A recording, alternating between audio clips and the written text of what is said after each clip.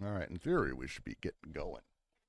So let's go ahead and set up this thing, get you sharing screen so we can have everyone follow along with my lovely, lovely AO reading, which is gonna be exciting. What can I say? Let's see. Making sure it's sharing. Come on. All right. We're getting going. Slow, but it's process to get all this going. God damn it. Oh, all right. How is everyone doing today? Are you excited to get further inside of Anti-Oedipus? Anyone here? No one? Everyone? I know I'm you're jazzed. excited to read one paragraph today for 2 hours. Let's go. Uh, I think actually we're gonna, yeah, we may do that. That actually may be the case. Actually, now that I realize where we're at, um, I had us at civilization is defined. Did we do the leotard from the previous paragraph? Yeah, we did. Oh shit! It is this paragraph. Okay. Okay. Ben was spot on. I'm getting echoes, by the way. All right. And then I'll kick us off and say, hey there. Welcome to the DGQC's ongoing reading of Anti-Oedipus. This is our third take through the book, and we are in 3.10, Capitalist Representation. We're starting to reach the paragraphs, as Ben made the joke, and it's only funny in that way that it's not actually that funny. I mean, it just isn't. It's just, this is going to be really frustrating. We are in a really fantastic place because everything is starting to come together. It's one of the things that makes, for me at least, it makes the book really interesting is the way that they formatted, the way they set everything up, the way they put it together is very much intentionally meant to be read in an order. You'll hear people when people talk about 1,000 Plateaus, for example, they'll make mention of, oh, it's a rhizomatic book. You come at it from any angle. It's true of that half of the Schizophrenia and Capitalism series. Anti-Oedipus, that's not the case. Very much meant to be read in order. And as you go, you see things begin layering into each other. The beginning, sort of like I joke, the first line is kind of wrapped within the first paragraph, is wrapped within the first section, wrapped within the first chapter, wrapped again within, like it's this constantly growing onion. Instead of sort of wherever. Where we finally have made it is a lot of the stuff we've talked about, paralogisms, desiring production, social production, the parts of the syntheses. Like I could go into all of the different details. They're all starting to come together into specifically how the capitalist mode of production specifically deals with representation. And I'm going to go over this every week. It's just a minor little thing, but it's important for us to continually write ourselves as we do this. But when we talk about how we read, how we see things, how we take in communication, how we deal with each other, every socius has its own sort of setup. The Earth socius is sort of polyvocal and very contingent on exactly what's happening in that moment. It's the connective synthesis and then the consumption of desire. Very, very quick. So when someone sees a gourd tattooed on someone else and mentions it, the gourd itself actually, depending on who's looking at it, who's saying the thing, and who else is looking, all of these things change the meaning of that gourd. It becomes polyvocal, many-voiced. This shift into the despot or despotic representation, or as the written word, as they begin to talk about it, is when we start to see that those symbols and the spoken word become conjoined, become wrapped together, where we see the word seeming to have a voice behind it, seeming to have a on high, a god, a king, someone saying, here is the word, here is what I mean by it, what is meant by this sentence, as if there was a unique, specific meaning that is absolutely sort of transcendentally true. This because the addition of the disjunctive, we connect, then the disjunctive, where we have sort of this inference made of either or, one thing or another. So this happens.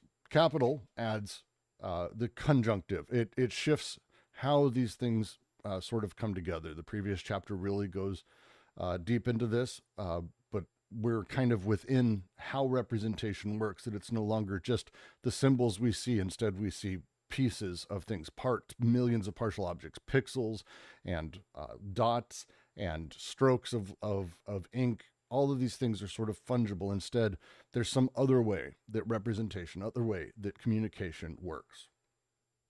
We've been spending our time in this section talking through a sort of historiography of the signification of things, going through for Lyotard, going through for, oh God, just in general, it's a retreading of a lot of semioticians. You can go back and re-listen to those if you want. Where we're at now, and this paragraph is making the move from the critiques they've just finished introducing to them actually answering the what is capitalist representation question. And it's going to be a lot. It's going to be a lot. All right. I had us at the bottom of 244 in that very large paragraph. Please tell me if anyone else had a different place for that.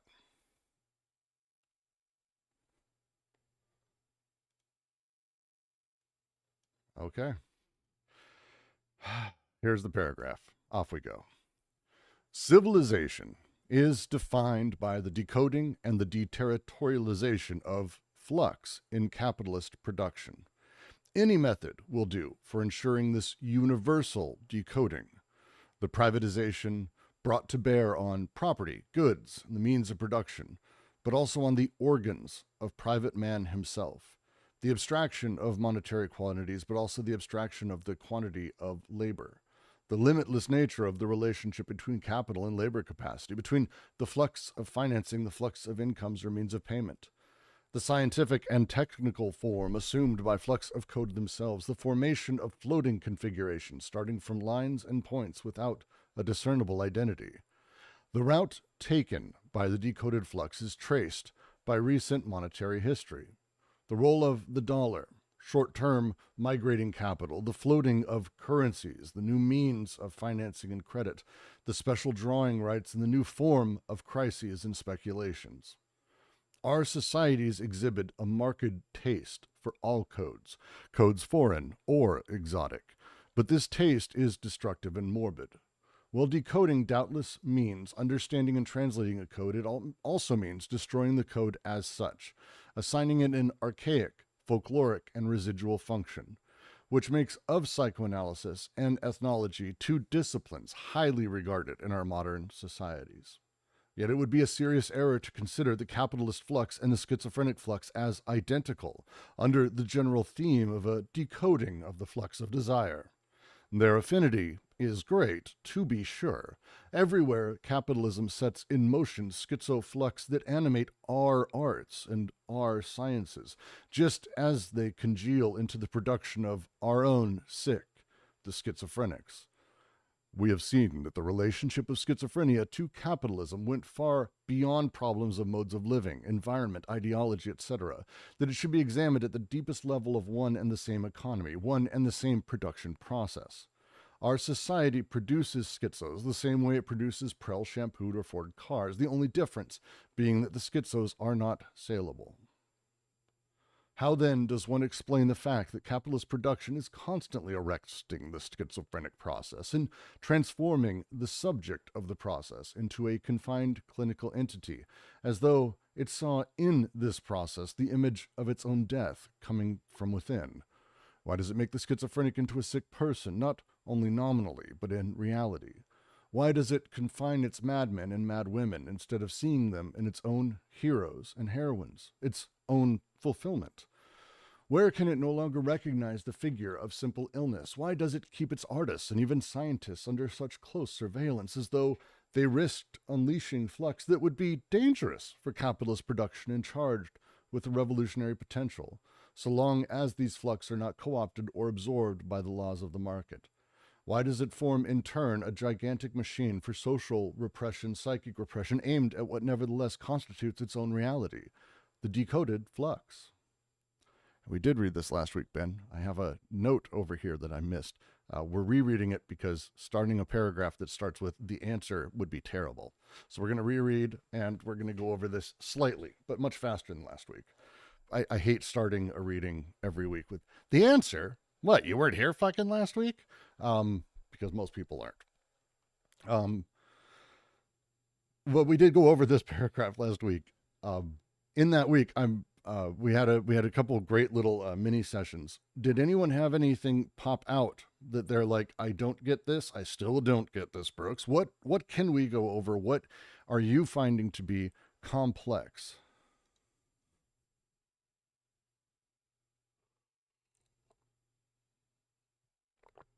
Because otherwise, I'm just going to start talking again. No one fucking wants that.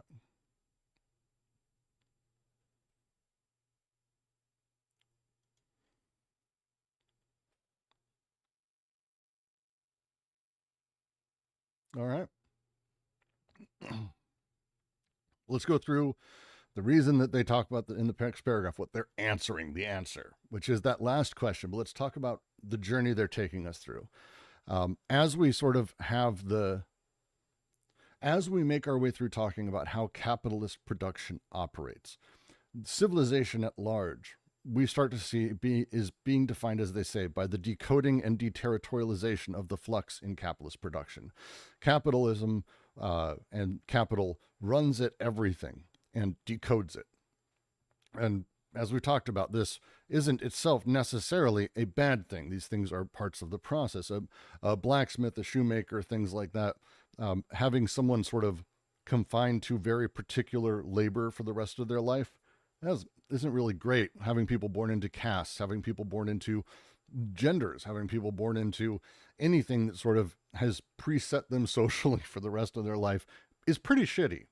So that stuff does get decoded through this. The social mores, the social codes that exist, that we start seeing fall apart and break apart. This includes labor. This includes social, sort of larger scale social machines. This includes codes at large, very much that have sort of existed for hundreds of years. And capital's happy to break these things apart. Capital does this really in any way it can. It doesn't really give a shit of how it works. It will happily do it by making people private. It'll happily doing things by making land private, labor private. It'll make any move. It'll also make things public if it has to. Like, it doesn't care. Whatever it takes to decode the flux. There's a second half to this, but we're not there yet. Because this decoding happens everywhere. And you can see it in monetary history. They run really quickly through a lot of examples of this. But when things and meaning get sort of extricated, atomized into the dollar, a la Marx, and distributed, you start to see this code flying elsewhere, moving elsewhere, making its way elsewhere. This seems, and on the surface, a lot of people have taken from this book by saying, oh, look, it's just need to be more schizo, as the schizophrenic flows and the capitalist flows are the same thing. No, they're explicitly not. As they say, they're explicitly not. But they're describing them, and they talk about them because there is an affinity there. And the way that the schiz process, the process within a schizophrenic, and again, schizophrenic doesn't mean someone who is, as we know it today, schizophrenic. It's fucking 60 years of DSMs and psychological studies and categorization has passed, meant something different. Look it up. But the process that someone who is mentally unwell, someone who we would call sick, someone who we call or have to put in asylums, who need that kind of care, their way of connecting things is decoding meaning too. They early on talk about a lot of great literary characters, Malloy, for example, who associates sort of randomly things that are directly in front of him with things in his life. The way that you find those who are mentally unwell may rant about sort of everything that they're able to connect any way they can. They don't really give a shit, because what their process is doing is decoding the codes that they've got in their lives. This is the schiz process personally. It seems this is what capital's doing. Their question is, if they're adjacent, why is it that capitalism sees these people and produces them and puts them in a position socially to be the ones we see as sick? Why do we talk about them as mentally ill? Why do we put them in these positions of being sort of this living embodiment of cautionary terror, which we go, oh, look, we talk of artists who snap and have to go into a home and they don't function anymore. We look at Kanye West, a great example actually of artists who went too far or dove this kind of odd line that artists walk, that people walk. Oh no, now he's ill, now he's fucked up, now he's broken.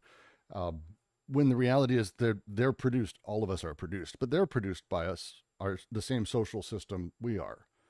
It's the question, why do we put them in this? Our society produces schizos the same way it produces Prel shampoo or Ford cars. The only difference is that schizos are not saleable. You can't literally sell that. Instead, there's a reason that we have artists in the positions that we have. It's incredible. What makes this? Why does it make the schizophrenic into a sick person?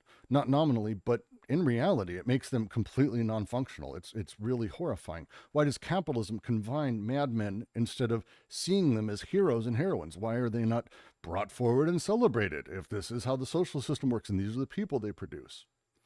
Why does it form, in turn, a gigantic machine for social and psychic repression aimed at what nevertheless constitutes its own reality, this decoded flux? Why is capitalism terrified of its own decoded flux, othering and the people it produces very much within the system? Now, does everyone follow that? I'm just going to ask, does everyone follow that so far? Give me there's like thumbs up emojis and all kinds of shit you can do, by the way. Like you just go, yeah, just hit the little emoji thing if you got that. Just anything would help, just so I know people are listening and not just falling asleep while I talk. There we go. Otter Waffle's listening. Yay. But if this follows, this is the point. This is the question of the next paragraph. The next paragraph is a lot. The answer, as we have seen, is that capitalism is indeed the limit qualitatively and temporarily distinct from that of, the limit of all society. Stupid fucking PDF fucking thing. I hate this so much sometimes. There it is. As we have seen, is that capitalism is indeed the limit of all societies, insofar as it brings about the decoding of the flux that the other social formations coded and overcoded. But it is the relative limit of every society. It affects relative breaks because it substitutes for the codes an extremely rigorous axiomatic that maintains the energy of the flux in a bound state on the body of capital as a socius that is deterritorialized, but also a socius that is even more pitiless than any other. Schizophrenia, on the contrary, is indeed the absolute limit that causes the flux to travel in a free state on a desocialized body without organs. Hence, one can say that schizophrenia is the exterior limit of capitalism itself, or the conclusion of its deepest tendency, but that capitalism only functions on condition that it inhibit this tendency, or that it push back or displace this limit by substituting for its own immanent relative limits, which it continually reproduces on a widened scale. It axiomatizes with one hand what it decodes with the other. Such is the way one must reinterpret the Marxist law of the counteracting tendency, with the result that schizophrenia pervades the entire capitalist field from one end to the other. But for capitalism, it is a question of binding the schizophrenic charges and energies into a world axiomatic that always opposes the revolutionary potential of decoded flux with new interior limits. It is impossible in such a regime to distinguish even in two phases between decoding and the axiomatization that comes to replace the vanished codes. The flux are decoded and axiomatized by capitalism at the same time. Hence, schizophrenia is not the identity of capitalism, but on contrary, its difference, its divergence, and its death. Monetary flux are perfectly schizophrenic realities, but they exist and function only within the immanent axiomatic that exorcises and repels this reality. The language of a banker, a generalist, an industrialist, a middle or high-level manager, or a government minister is a perfectly schizophrenic language, but that functions only statistically within the flattening axiomatic of connections that puts it in the service of the capitalist order. At the highest level of linguistics as a science, Yomslev is able to effect a vast decoding of language only by setting in motion from the start an axiomatic machine based on a supposed finite number of figures considered. Then what becomes of the truly schizophrenic language and the truly decoded and unbound flux that manage to break through the wall or absolute limit? The capitalist axiomatic is so rich that one more axiom is added. For the books of the great writer whose lexical and stylistic characteristics can always be computed by means of an electronic machine, or for the discourse of a madman that can always be heard within the framework of a hospital, administrative, and psychiatric axiomatic. In brief, the notion of breaks flux has seemed to us to define both capitalism and schizophrenia, but not in the same way. They are not at all the same thing, depending on whether the decodings are caught up in an axiomatic or not, on whether one remains at the level of the large aggregates functioning statistically, or crosses the barrier that separates them from the unbound molecular positions, on whether the flux of desire reaches absolute limit or are content to displace a relative imminent limit that will reconstitute itself further along, on whether controlling reterritorializations are added to the process of deterritorialization, and on whether money burns or bursts into flames. Remember when Ben said this one paragraph? We are going to take it line by line. There's no way to do this one without doing that. There is just a metric ton said here, and there are concepts that they've mentioned before, brought up before, I've said before, that we do have to go and take a moment on. Specifically, axiomatics. That's going to be a fucking thing. Holy shit, is that going to be a thing?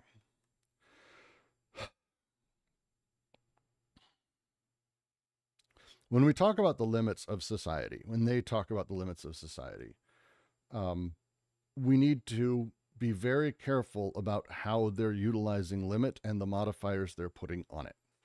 When we talk about absolute versus relative limits, we need to consider quite literally what they're saying. It said topography. There's a reason they begin using this language, and Deleuze, who uses this language a lot in his other writings. The topography of what they're talking about. We tend to think of limits as walls that can't be passed. There's relative and absolute. On the one side, we have the absolute limit. Capitalism is the limit of all societies, not absolute, because capitalism is sort of the end of societies as like the large social machines, insofar as it brings about the decoding of flux that other social formations coded and overcoded. The idea of codes within the earth or within the despotic socius, they're hardlined, they're etched into you, or they're come from on high and etched into stone. They're etched into body or stone in kind of that order, actually. This we call societies.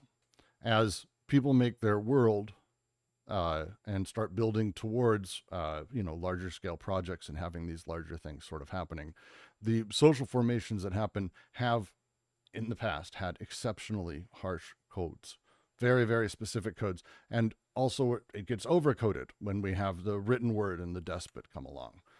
This is the sort of process of meaning or understanding or sort of self. These codes, capitalism undoes. This is the limit of society. There's kind of nothing that comes after. Like, hey, hi, I'm capitalism. I'm here to undo all the stuff you guys built. Oh, but this is the end of societies as far as we can conceptualize it. This is the limit. Again, they don't say absolute, they don't say relative. This is just the limit of societies. the relative limit of every society.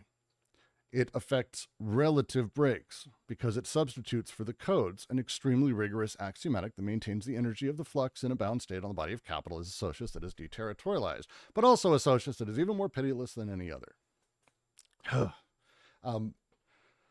The relative limit of every society is this movement because it does this odd thing where it, at the same time it decodes, it also is placing an axiomatic in its place. Now, axiomatic, we're going to have a very light reading and discussion of what an axiomatic is today. Do not consider my word final on this. There is some wonderful papers I will toss at the end of the reading into the Discord that have been written on the axiomatic and exactly what it means in Deleuze. He's not really referring specifically to axioms in the sense of sayings we have. There's some of that. Because we tend to think of, for example, someone on YouTube uses an example, oh, the common man is a common fool, as a saying, common sense as a thing. Don't cry wolf. These are like axioms that we share that have parts in a story. They're parts of a narrative. There's some semblance of that, but it's not really those things.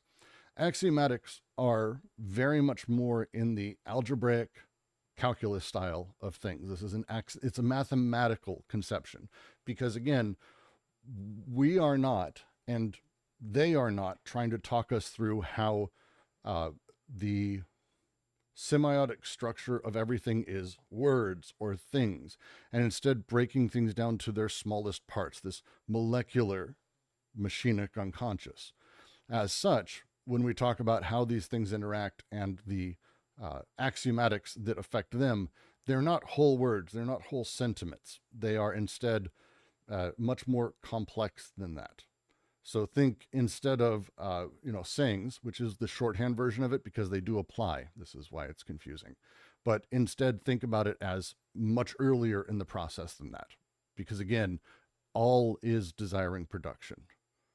All is this sort of setup. So when we have capital come in, and capital decodes an area, and then decodes a space, decodes a society, breaks it apart. And we have generalized axiomatics, binary sexes, a simple version of this. We destroy the idea of what it means for a man and a woman to be a woman in the hard code way, what a race is in the code way, but there is still an axiomatized thing underneath this. There is still something that is produced. There's still rules that seem to be at play that desiring machines sort of agree with. So it's not quite the idea of self-evident belief. It's not quite that. It is before belief. It's complicated, I know. It's a lot, isn't it? It's a lot. I'm going to toss a couple papers in there. Let me see if I can pop one up that has, there's a few that are really fantastic. 1 second.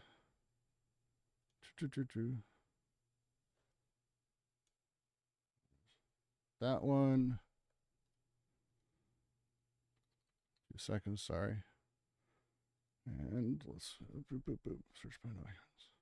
I think it's going to be the Summers Hall one is the one I'm going to want to talk about probably. Upload it to the Discord. Please join us, discord.gg/DGQC.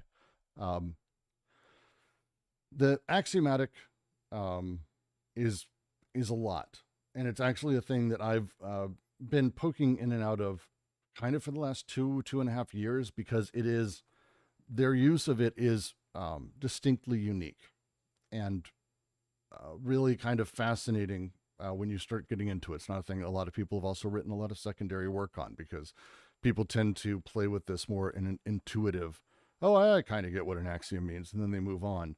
But they meant something far different, I think, than people are sort of ready for. I want to see, where is the specific thing? It's the second page, third page of the PDF I posted. Let me go ahead and see if I can share this on stream real quick. Up. 2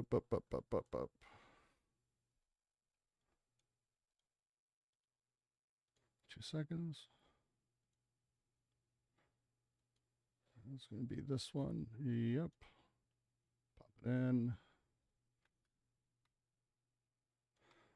Because we're just going to go with this one specific part, one specific paragraph to be actually really, really particular, where they say, what is an axiomatic? And I'll change my screen share so that way you guys can read along.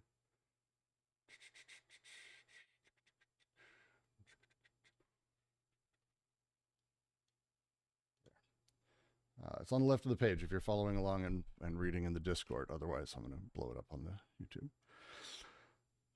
Oop. Come on. Deleuze and Guattari claim that the definitive feature of social formations is not the mode of productions, which we may see as central in Marxist thought, but rather the structure of organization that characterize those formations.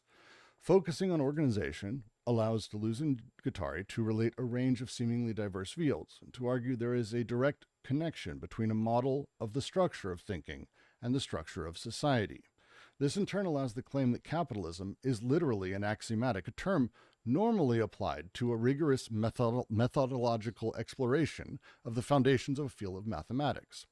Deleuze writes of the axiomatic that whenever you have a system of relations between unspecified elements, you are in the domain of an axiomatic, defining it as precisely the system of elements considered as unqualified elements. We can see two related roots of the state here. First, they associated with the axiomatization that takes place in mathematics. This aspect of axiomatization has been the most prominent in the literature on the axiomatic of capitalism to date. There's a second moment, however, where Deleuze and Guattari associate axiomatics with transcendental idealist philosophy and its successors in the German idealist tradition. Without recognizing this moment, we risk downplaying one of the central characteristics of the axiomatic, namely, that it operates as a transcendental structure, bringing with it the notion of a transcendental illusion at the heart of capitalism. When we talk about axiomatics here, and it's one of the reasons it's axioms in English are these sort of self-evident phrases we use. Oh, I believe that. They're, again, talking about something much deeper, something that is about the organization of desiring production. So when we talk about the structures of things, the structure of thought, the structure of society, these elements, once we've gotten beyond the stuff that's in it, as they say here, whenever you have a system of relations between unspecified elements, you're in the domain of an axiomatic. This is the way that he's talking about elements is beyond specificity. We're talking about the organization of them. We're talking about the structure itself and the structure that's presumed before we even have the ability to really say structure. And again, this is image of thought kind of stuff. This is sort of immanent process that happens through the three syntheses, the connective, disjunctive, and conjunctive. This is the process of these things. The axiomatic sits as this presumed transcendental object inside of it. This is a lot, and that's the worst way I can do this, is to summarize it and have this discussion. But this is what Deleuze and Guattari are talking about when they use axiomatic. It is much more in that mathematical sense, but also because, again, we're talking about all things, it applies to things beyond just mathematical. Does that make sense? Generally speaking, I understand if it doesn't, but it should be a landing place for you to start to understand what we're getting at when we make the move into the next little couple sentences here, because this is the part that starts getting, to me, I think, it starts becoming the thing that really matters is get this, good, keep moving, and we'll keep getting through it. Does that work for everyone? I'm holding up. Jack, you're free to disagree and say no. Ben, JK?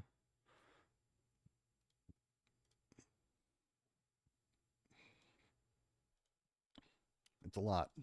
The way that they go through the sort of nature of the axiomatic in the paper I uploaded is probably, if you want to go deeper, and I don't necessarily think you have to, just do remember we're talking about this sort of presumed axioms, not in the saying level, not at the, oh, I get that rule thing, but instead deeper, the transcendental understandings of things that is, again, he associates with German philosophy for a very particular reason. And we'll be getting to that, don't worry, but generally, yeah. So can you give an example of in capitalism? What is an axiomatic then? Well, at the base level, we all work, we have homes. The structure of things, what it means for capital to do what it does, how we sort of just accept certain things. We accept borders in society, for example. We accept, generally speaking, when someone says a child needs a mom and a dad, we aren't mortally horrified. We have, again, this is again pre-conscious, so it's really tough for me to say because we're not talking about axiomatics where it's like, oh, look, there's an axiom. No, it's a code. If it deals with whole objects, this is a code. Man earns money, women stays home. This is code. This is a code. This is, or overcoded, where it's that from on high, God has said that man or woman must do these things. This is code and overcode. When it's an axiomatic, these things break apart. And they do. We live in a society where these things have been somewhat obliterated despite people saying these things out loud. But we still sort of have that. And so what is that? It's the pieces of the code, the setup, and then also the general structure of society that sort of enables that. So why is it that one of my lines I've always loved is, if I tend to believe, and someone else wrote this, but I agree with it, so I'm using it in the first person. If someone was born and just did whatever the fuck they wanted and found stuff interesting for 70, 80 years and then died, I would consider that to be a good life. That thing is horrifying to a lot of people to think about as an idea. So why? What is the structures of the world that we take for granted, that we take as part and parcel of the setup? And again, this is before we call them a thing. We have laws, we have justice system, we have these ideas of things, but what is the structure of them that we actually just presume into them, that sort of is built into them, that's able to transfer between them? He brings this kind of thing up when he's talking when Deleuze writes in Foucault. Foucault had this fantastic concept of the sort of penal system and the idea of, there's the concept of the justice system, and then on the other side we have, like, these crazy prisons. And why are we able to associate this one to the other? One is an actual building that has guards in it doing things, and another is like an abstract concept of justice, or a room where, like, a guy talks to another guy with another guy defending another guy while 12 people judge them. This setup, we consider these things to be part of the same system. What the fuck? Think about it, just take a second and realize these are not the same system, but these things transfer. There's something that transfers. He'll go on to talk, instead of axiomatic, he begins using diagrammatic quite a bit. There's this sort of underlying semi-structure, presumed structure that sort of is building with things that fills out the rest, that we presume, that's able to transfer and be sort of the structure that molds and fits into what it needs to be. This is much more of what an axiomatic is. This, as they say, because capitalism substitutes for the codes, an extremely rigorous axiomatic that maintains the energy of the flux in a bound state on the body of capital as a socius that is deterritorialized. We'll break this up. It substitutes for the codes. Instead of having the codes, it has this really complex, and we're talking about massively complex social structure. We live in a very, very complicated social structure that we can't even define everything. People do this and they go through this and you can't fucking do it.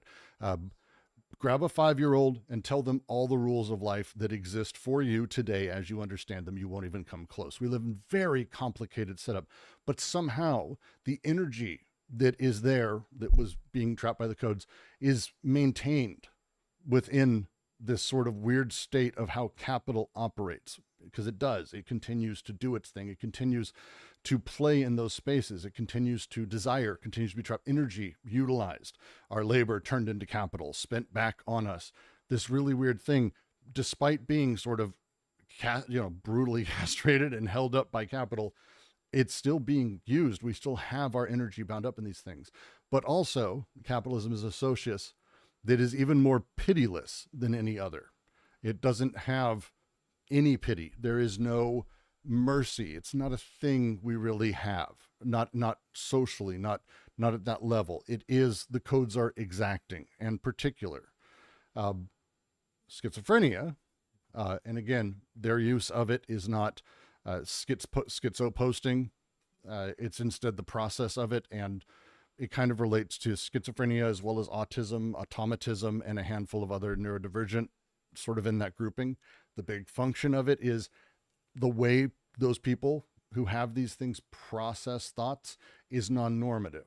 It is, it breaks around things. It connects stuff that didn't connect before, or disconnects things that did connect.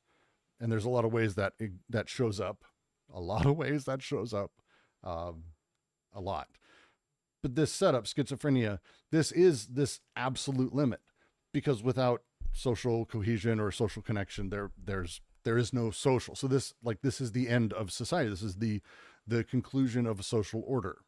Is sort of, you'd think, so these things are aiming together. But instead of being this relative limit locally, that capitalism is, schizophrenia is actually the absolute limit. It causes the flux to travel in a free state on a desocialized body without organs. Wholly desocialized, wholly disconnected from any social meaning.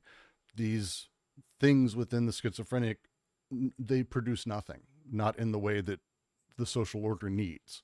It doesn't produce for the social. We produce for the social. Right now, I'm doing all this and having this conversation on YouTube, and I'm connected to things socially. I'm nervous. I have anxiety. We all do. We all have this sort of social cohesion.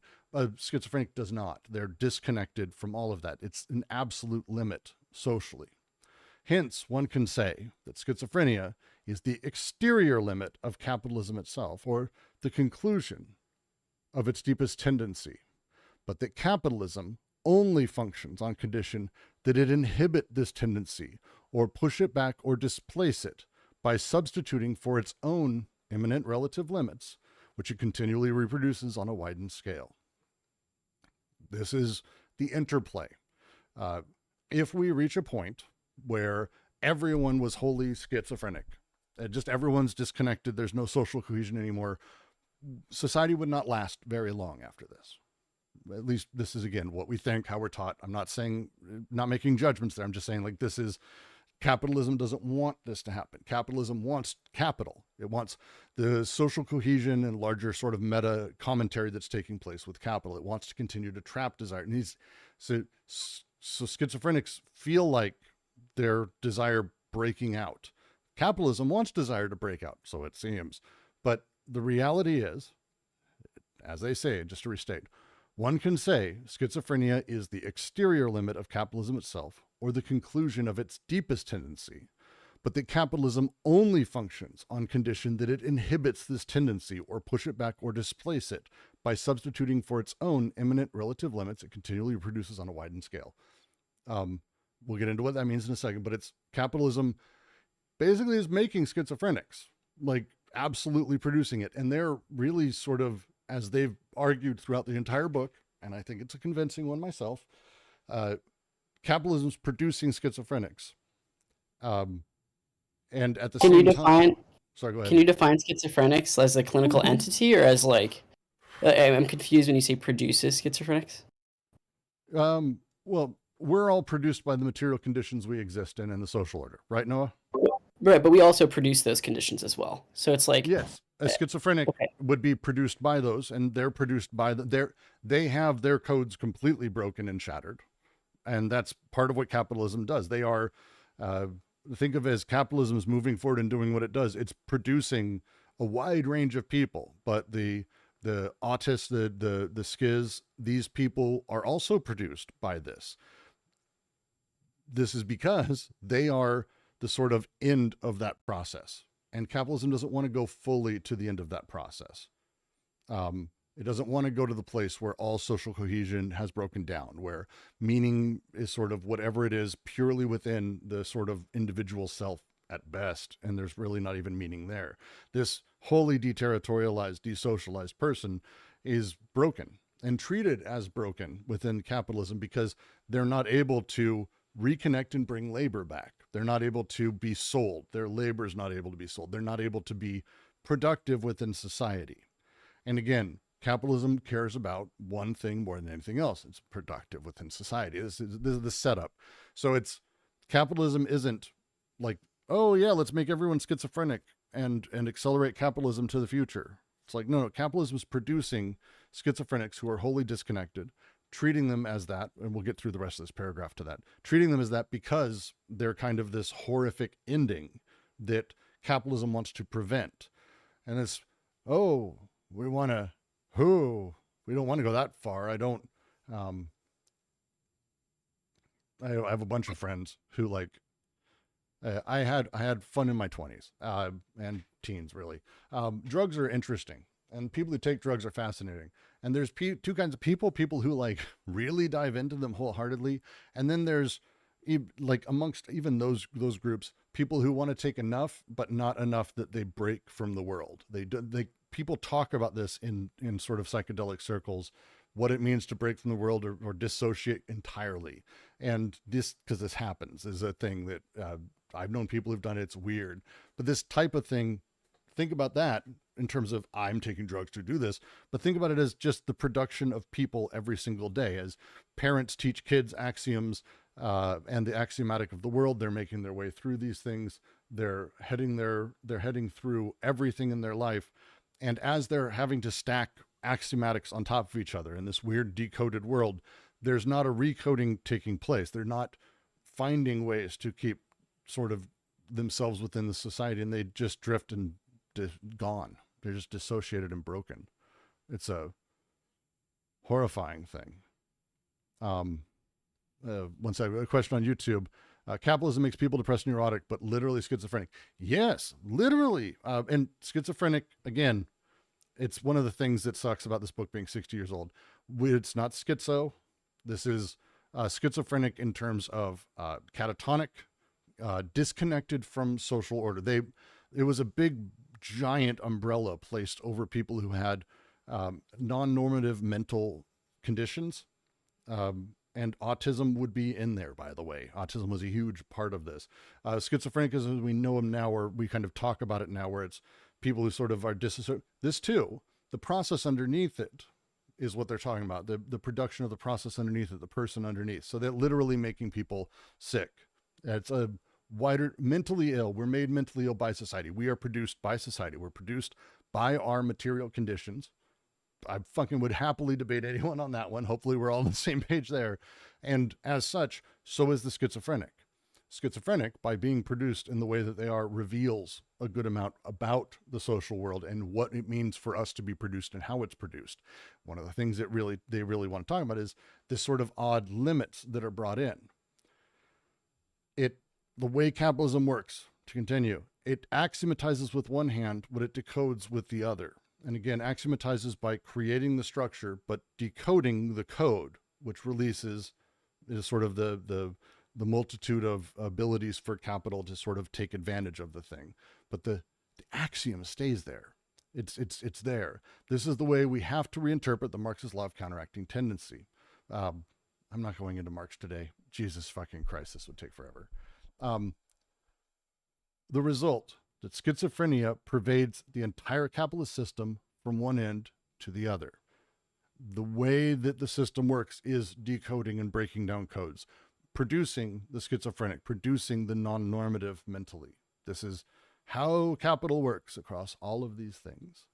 But for capitalism, it's a question of binding the schizophrenic charges and energies into a world axiomatic that always opposes the revolutionary potential of decoded flux with new interior limits. By creating the new structure, capitalism traps desire, preventing the eruption of the flux. There's a reason I like using the word flux, and they use the word flux. It's an eruption. It's not just a flow of revolution. There's no flowing of revolution. It's an eruption. Erupt. This is why we have the local axiomatics. And we'll get into how all of those things work. There's a lot more of this book left, 100-some pages, but that's the brunt here. To continue. It is impossible in such a regime to distinguish, even in two phases, between decoding and the axiomatization that comes to replace the vanished codes. So when we talk about, this is why, when we talk about, or I get asked, what's an axiomatic? No, we can't really do that. We don't have the ability to sort of see within the world of capital what no longer has been, is what is currently decoded and replaced with an axiomatic versus what still is yet to be coded. The way that these things work is the structures exist. It's the way the structures operate and how they're able to be transferred, how they're able to be broken down, how they're able to be maintained as they're sort of shattered. It's an awkward place. This is one of the functions of capital. It maintains those structures. A really good one I like to sort of talk about is the royal family in Britain. I think is a great example of this. I'm not sure it's possible for them to be hobbled anymore in terms of actual power, but their structure is almost entirely there. It's really weird. And the code of the world that existed prior to the sort of democratification of the UK, sort of, like, where did things get decoded? When did the axiom come to replace X, Y, and Z? Then they start having really weird things like, if the king asked for X, Y, and Z, is the PM like where does this power stop? Where does the structure stop?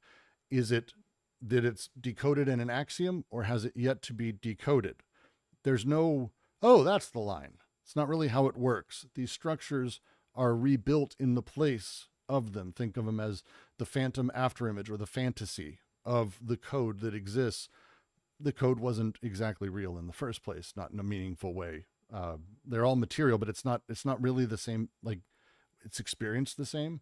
So we end up in this really fucking difficult place to be, because the way that the flux become decoded is by being axiomatized at the same time.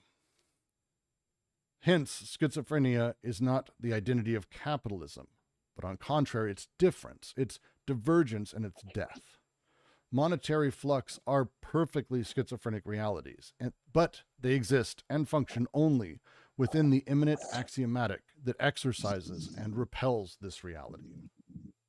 I hear someone wanting to chat. You got Josh's.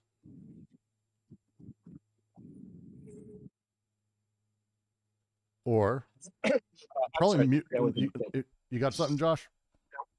That was a mistake on my part. I'm sorry. Oh, no, you're good. You're good.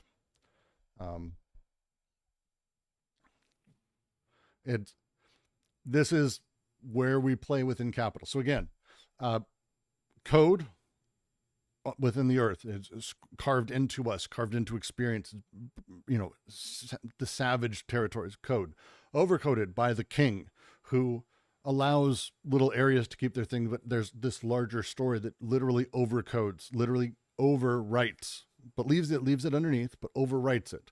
And capitalism comes along and obliterates it, but leaves almost its specter in its place. It leaves that structure there. It leaves stuff there still that we presume has to exist, or must exist, or always existed. There's a really strange interaction there, that structure of things. This is the axiomatic and how it sort of begins to play. And so monetary flux, they are schizophrenic. They do break down. They do have and not really care about the meaningful connections of things, but only are able to exist and function within the immanent axiomatic that exorcises and repels this reality. They need both sides. Capital operates on both. They've talked about this a little bit ago. We went through this a little bit with their sort of, I think it's just a reading of Marx, but a rereading of Marx, or sort of a breaking down of the idea of, we have on the one side the way that capital comes at us and breaks down codes, and that's wonderful. But then it sort of pushes off profits, and all those profits that were realized inside of that big sea change have to be spent to sort of modernize and build things up for the next time and the next time. And it's this process of capital does this, where it decodes, axiomatizes, and then basically collapses, and is doing it over and over. It's Marx. They're bringing it in and talking about it at every level.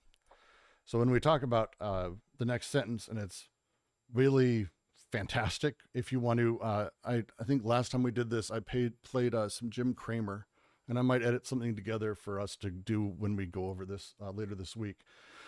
But when we say the language of a banker, a general, an industrialist, a middle or high level manager, a government minister, is a perfectly schizophrenic language, but that functions only statistically within the flattening axiomatic connections that puts it in service of the capitalist order. They're not at any point, have they or would they, really separate or cast out handfuls of people because of their position. Oh, there's nothing about them that's this. There's bad. There's nothing about them that's schizophrenic. No, the opposite. The banker's language. If you listen to Jim Cramer, he sounds like a fucking lunatic.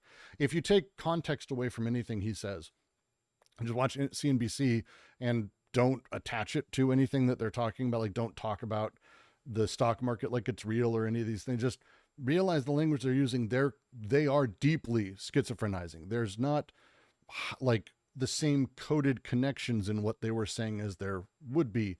Instead, they're talking in the moment about the flux of, like, there's this crazy shit that's happening.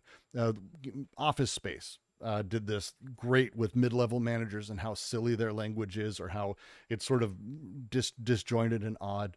The way these things work, they are themselves perfectly schizophrenic languages. They're not less schizophrenic than anyone else's.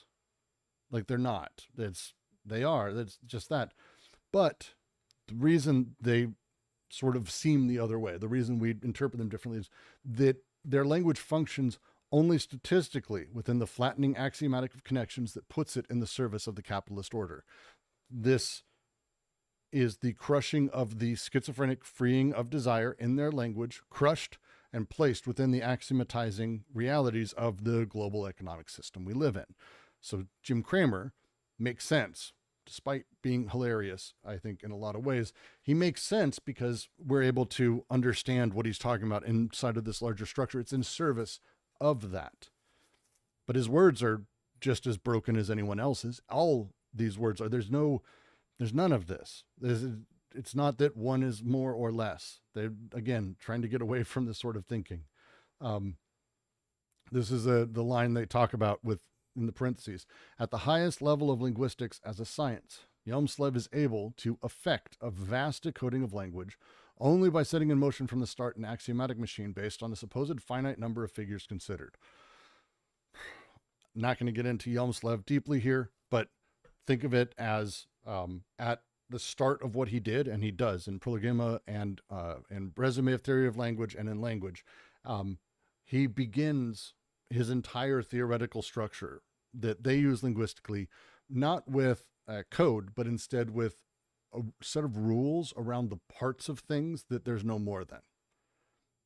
He axiomatizes from its base, and that gives him the room to do what he needs to do the rest of it. It's at the base, it's an axiomatic and a setup there, which sounds very strange, but it works. It's I would say a more difficult read, but it works.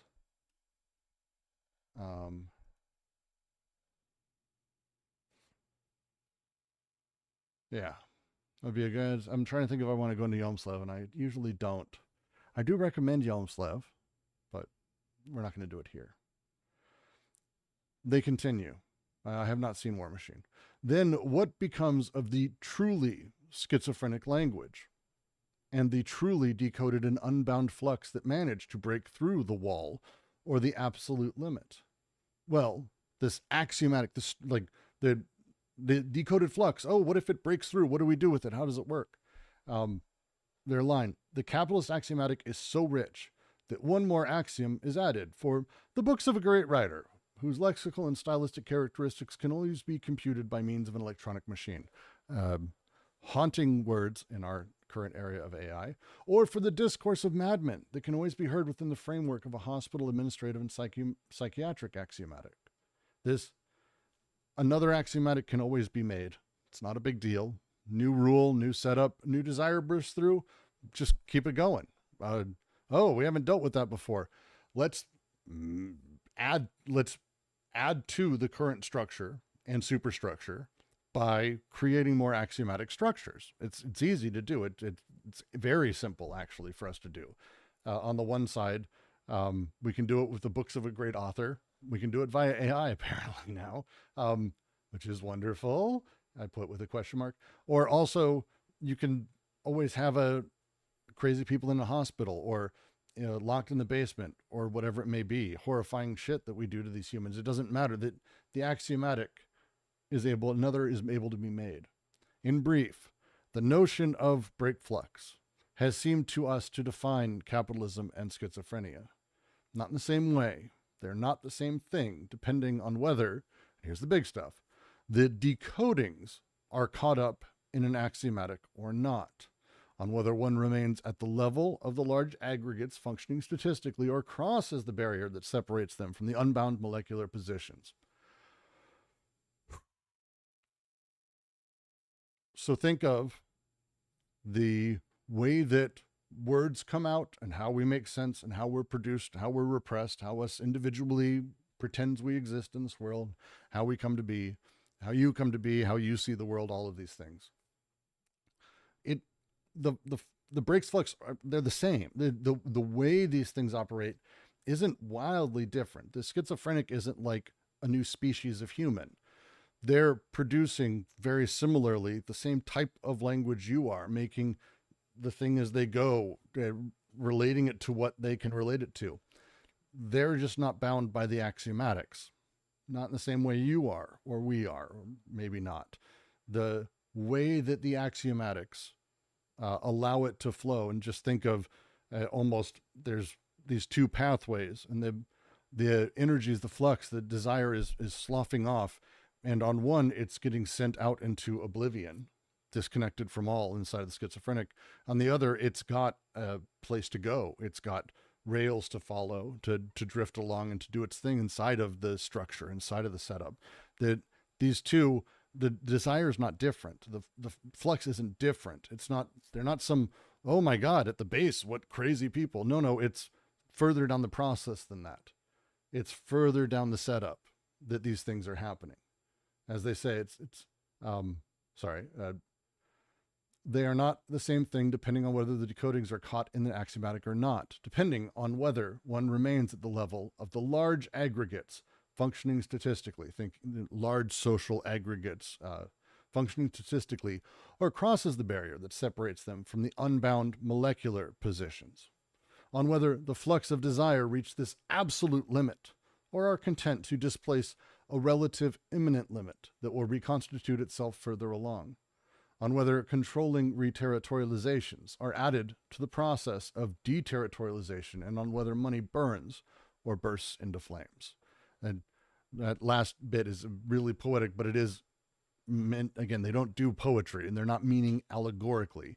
They mean capital literally. They're talking about it being this thing where it's like, within social order, within the way things are produced, it's a question of whether capital is produced, whether capital burns or bursts into flames. It's a rate of change. It's a freed explosion, or burns because we decided, like these they're intending to make a very specific difference. Very much. Does that make sense as I'm saying it? No? Yes? Perhaps a little.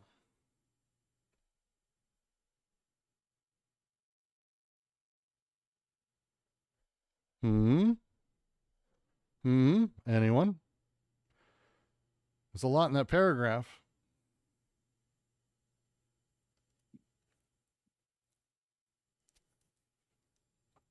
There's going to be a lot from here. This paragraph is really the brunt of their argument about how capitalism functions. They're going to be getting into details. They're going to be dealing with critiques and giving explanations of why they've gone the direction they've gone, why they're putting axiomatics at the base rather than code, why they're saying that code has been completely removed or destroyed, blah, blah, blah, these various things. They're going to be getting into it. But this is at the base, the idea of the axiomatic, these structures of how life is lived. And I'm currently writing a piece on ressentiment, and a lot of what we're talking about through this, again, is that interplay of understanding of affect, understanding of structure, understanding of what has come before and how we integrate it into our conscious lives. And when we talk about the axiomatics, there are things we don't fully know, structures we're unaware of that we believe in. Here's a light one, because again, the axiomatics are not axioms. It's just the way people should behave. It's the way it should be. I have a stickler thing that everyone needs to wait. I don't think about it, but when I cook dinner, I want everyone to wait until I sit down, and everyone sits down. No one eats until everyone's sitting at the table. I stop. What the fuck? Why? Why do I do that? Why? Well, this is the structure of things. Well, yeah, I'm a fascist in my house. That's basically, why do I do that? Why is that a thing I'm stuck on or I care about so much that I resent when people start eating without me? It's not that what the fuck? Like, that's not a thing. There's the axioms of life, the presumed structures of how things ought to go or where they ought to go, or the repeated investment into things. This social setup, this isn't codes. Codes would be very different. Overcoding would be very different. This is instead something else. And it's not even just structure itself. It's the axiomatic. It's the way structure interplays and inserts itself in various ways. I was not the one who cooked in my house growing up. My mom was, very much. We weren't really meant to go in the kitchen. It was a whole thing. So my mom was. How was I able to transfer myself into her position? She never taught me that everyone should wait for Brooks to sit down. She taught me I needed to wait for her to sit down. I needed to wait for everyone to be sitting at the table before we ate. I was able to transfer that into my family, place myself in the positions and understand it, and do so without even thinking twice about this. And this is just one minor in the face of millions of things that I have and that all of us have. Capital functions via axiomatics, and lots of them, lots of axiomatics. It's Otter Waffle's example of removing hats indoors. Yes. Various things that are just the structures, but they're more than structures. There's the axiomatic, because we tend to think of, and this is why structures doesn't work for what Deleuze is talking about.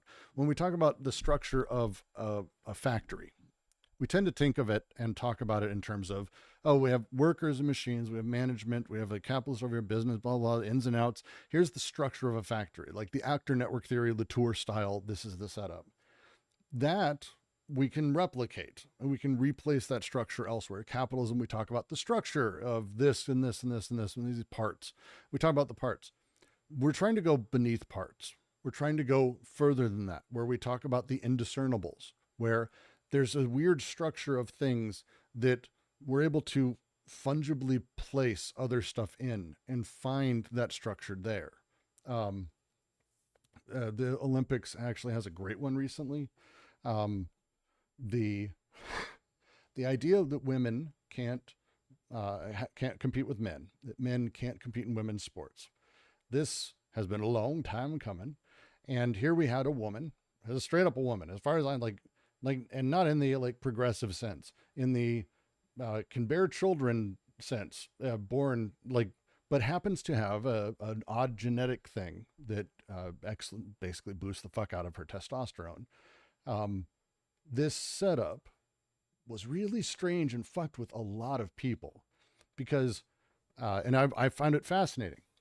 If it was 50 years ago, there would have never, like before we were doing genetic testing or any of this stuff, no one would have said anything, because fucking kind of like uterus, like all of these, like no one would have said anything.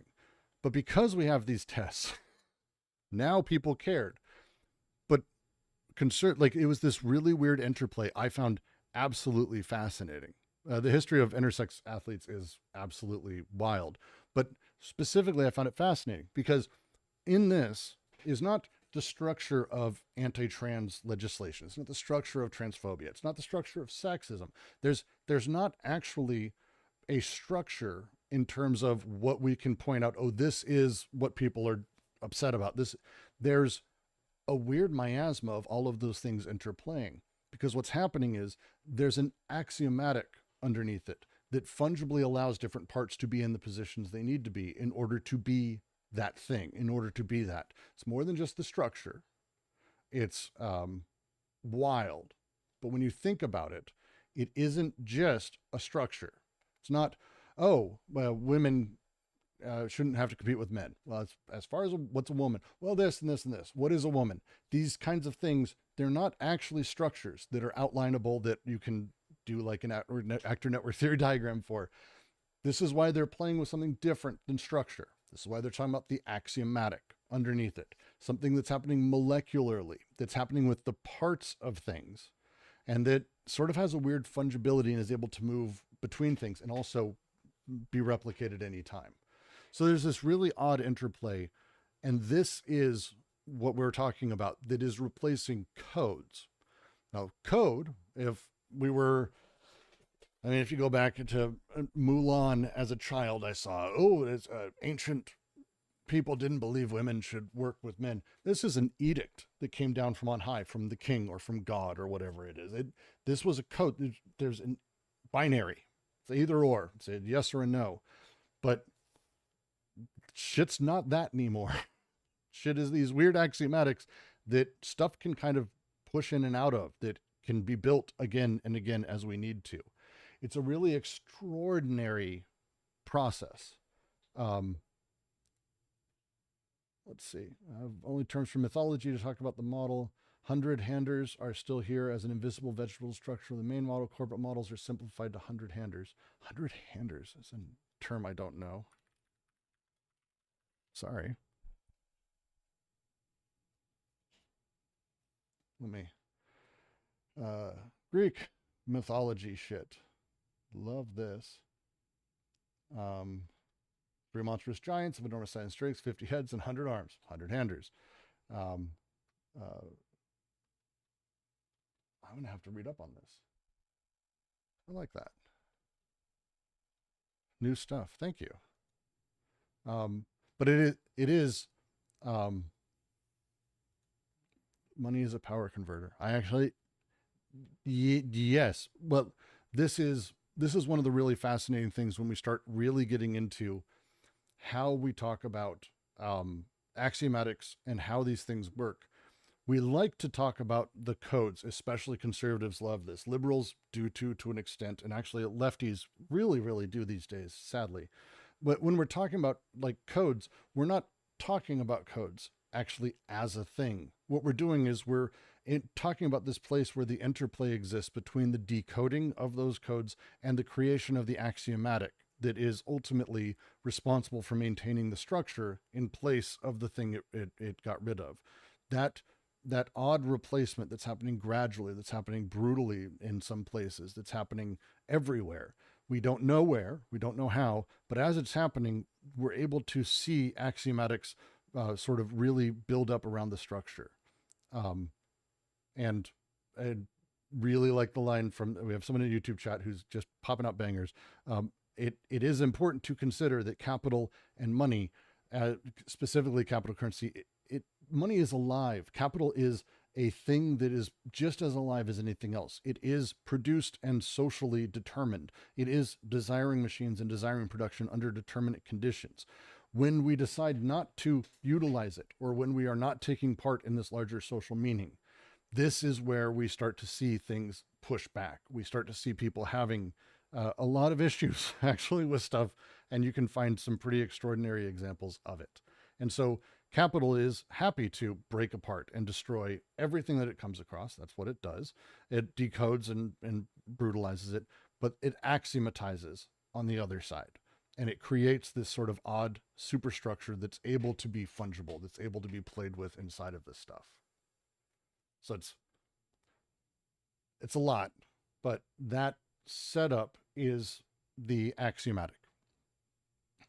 That's this paragraph. This paragraph, page 246 of Anti-Oedipus, if you want it.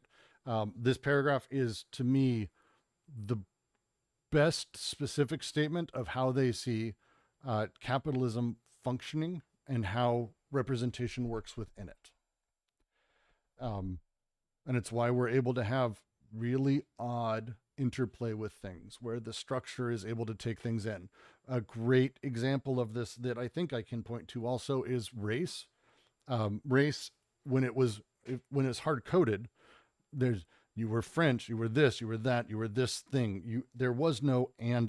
There was no inclusion of other things, and there was no sort of grand meta version of it. The idea of like whiteness versus blackness doesn't really exist in the same way 2,000 years ago. It's definitely there, but whiteness became this really interesting thing where instead of like a code would function where it's very particular, white means this particular shade, perhaps. Again, they didn't really have this. It was English, it was Scottish, Irish weren't even considered white. They're the most pale fucking people on the planet. The setup around all of this is how we're able to see what we're talking about when we say the axiomatic around these social castes and around these races and around this structure, because white is whatever the person talking about it really needs it to be. It's able to move around. It's able to become the thing. It is fungible. The structure is still there. It's extraordinarily there, with white nationalists that are Mexican heritage and have black parents, but it's able to take them in. And when you watch these people talk, especially on the right, also on the left, you see them, you'll see them immediately create further justifications and reasons, and they're explaining, and they're not, there's probably some people out there that are bullshitting. That's its own thing. But when they're talking about how they see, this is how the function of the axiomatic. Capital needs to continue. It needs to break down and build axiomatics around everything. Those are extreme examples that are sort of sitting top of the news. But this is also just generally everyday fucking life. The way that we treat or act or have social situations. This is the axiomatic. It's structure without specificity. It is the organization itself. There's a reason we talk about the body without organs. There's a reason we talk about the socius. There's a reason we talk about these things in a way that doesn't have the specificity of any particular element, because the way the axiomatic functions is the schematics without the machinery. It is the diagrammatic. It is these things sort of interplaying in a very unique way. If that makes sense, and I'm hoping it does, because I really don't want to spend all day on this one paragraph. I think we might be able to even get to another paragraph and have two today, which would be wonderful, because this chapter is going to take forever. Forever. All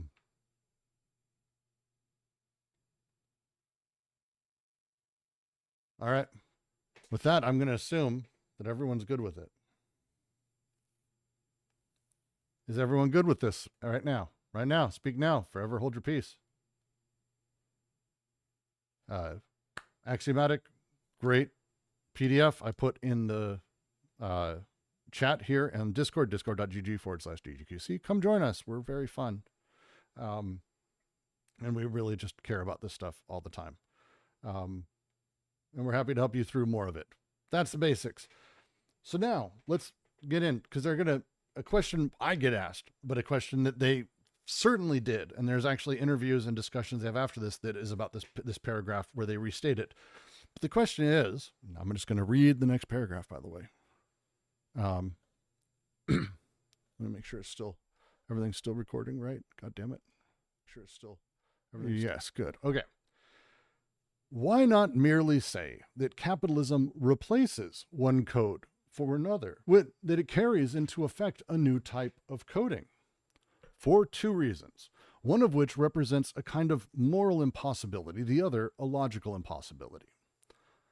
All of the cruelties and terrors meet in the pre-capitalist formation. Some fragments of the signifying chain are struck by secrecy, secret societies or initiation groups, but there's never anything in these societies that is, strictly speaking, unavowable. It is with the thing, capitalism, that the unavowable begins. There's not a single economic or financial operation that, assuming it is translated in terms of a code, would not lay bare its own unavowable nature, that is, its intrinsic perversion or essential cynicism. The age of bad conscience is also the age of pure cynicism. But in point of fact, it is impossible to code such operations. In the first place, a code determines the respective qualities of the flux passing through the socius. For example, the three circuits of consumer goods, prestige goods, and women and children. The characteristic object of codes is therefore to establish necessarily indirect relation among these qualified and therefore incommensurable codes. Such relations indeed imply a quantitative siphoning off of portions of the different sorts of flows, but these quantities do not enter into equivalences that would presuppose an unlimited something.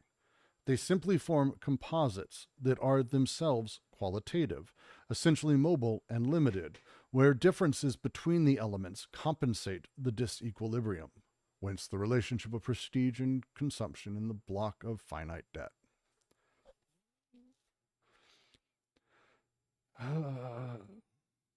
This will be a fun one. I don't know, like, I'm a little confused with, like, how they're kind of arguing that capitalism is not really, like, unavowable. I'm a little confused there. I mean, it feels like They we are have the arguing that ability. capitalism specifically is where unavowable begins. So I guess, like, where my confusion lies is, like, we have, like, amazing, technology and communication systems and whatnot that kind of exposes the fucked up nature of capitalism. So it's like, I feel like we are able to kind of make it, I don't know, No. like Oh, there's no, a that's level not of true. transparency. Oh, that's No, I mean, the opposite. Okay. Yeah, can you explain this. that? Yeah. Yeah. So let's. Do you have a computer? I do. Do you have the words "dead slaves" written on it to remind you that dead slaves help make your computer?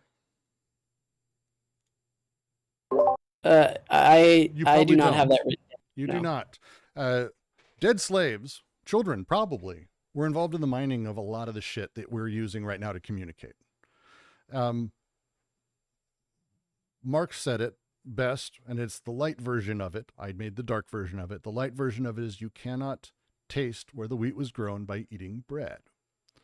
The point being that the nature of this sort of decentralized, discombobulated, decoded production cycle that capitalism has means that every little part in every little thing is like distributed. And we never really know. It's entirely possible that part of your chip or your entire PC chip or batteries in your phone, lithium is a fun one, entirely possible it came from an ethical place. It did not. It did not. Chances are it did not. But you don't know that. Like, this would be code. The coded world is one where a blacksmith makes a thing, a phone smith, which couldn't exist. Actually, it's one of the reasons that this capitalism does what it does, and it feels great because it can make much more complex shit. You can't have a guy making a phone. Ben's joke, it costs $42,000 to make a sandwich from scratch. Feel free to actually do that. Grow the wheat, grow the pig, grow the food. How much land do you need? How much food do you need? How much stuff do you need to do it? Or you go to McDonald's and for like $1 on sale, you get a cheeseburger. Wow, that would be weird if it was coded. It's not coded. It's the opposite of coded. It is decoded, drastically decoded. And also, again, fungibly placed, because it's not that it's decoded and recoded with the same code. That's not the setup here. Specifically, it is with the thing capitalism, the unavowable begins. the way that, and you can go back and read, there's this, Godelier does some really interesting work on this, but some really good French historians talking about sort of under kings and how the secret societies operated, which is what he's referring to here. They wouldn't share what was happening there, but there wasn't like, everyone knew kind of what was going on. There wasn't an avowability. There's absolutely an avowability in our daily lives right now. There's a good chance someone here who's listening to this is utilizing antivirus, whether they know it or not, developed in Israel by genuinely genocidal couple of guys. There's a handful of things that we can start naming, and we can start going through the process and talking about, well, at this part, the people who own this material factory that's producing the C cable that we're using internet, like it's unavowable, it's unavowable because we don't talk about it. It's technically out there, but two, you can't really get further than that. Like, investigative journalists do their fucking best to make their way back up the food chain, and they don't. It's not easy to do. You don't need dead slaves written on my, Noah says, I don't need words dead slaves written on my computer to understand the exploitation of individuals. It's an extreme example, and you can know because we know some level of it. But again, we're talking about avowable. The nature of codes is that codes place things hardened. Think of it as pieces in a puzzle, a very explicit pieces in a puzzle. Like, you've got this big sheet. Oh, here's this piece. It goes there. That's its position socially. This, in every puzzle, you can't go, oh, this one might go up here. No, every piece has its fucking place.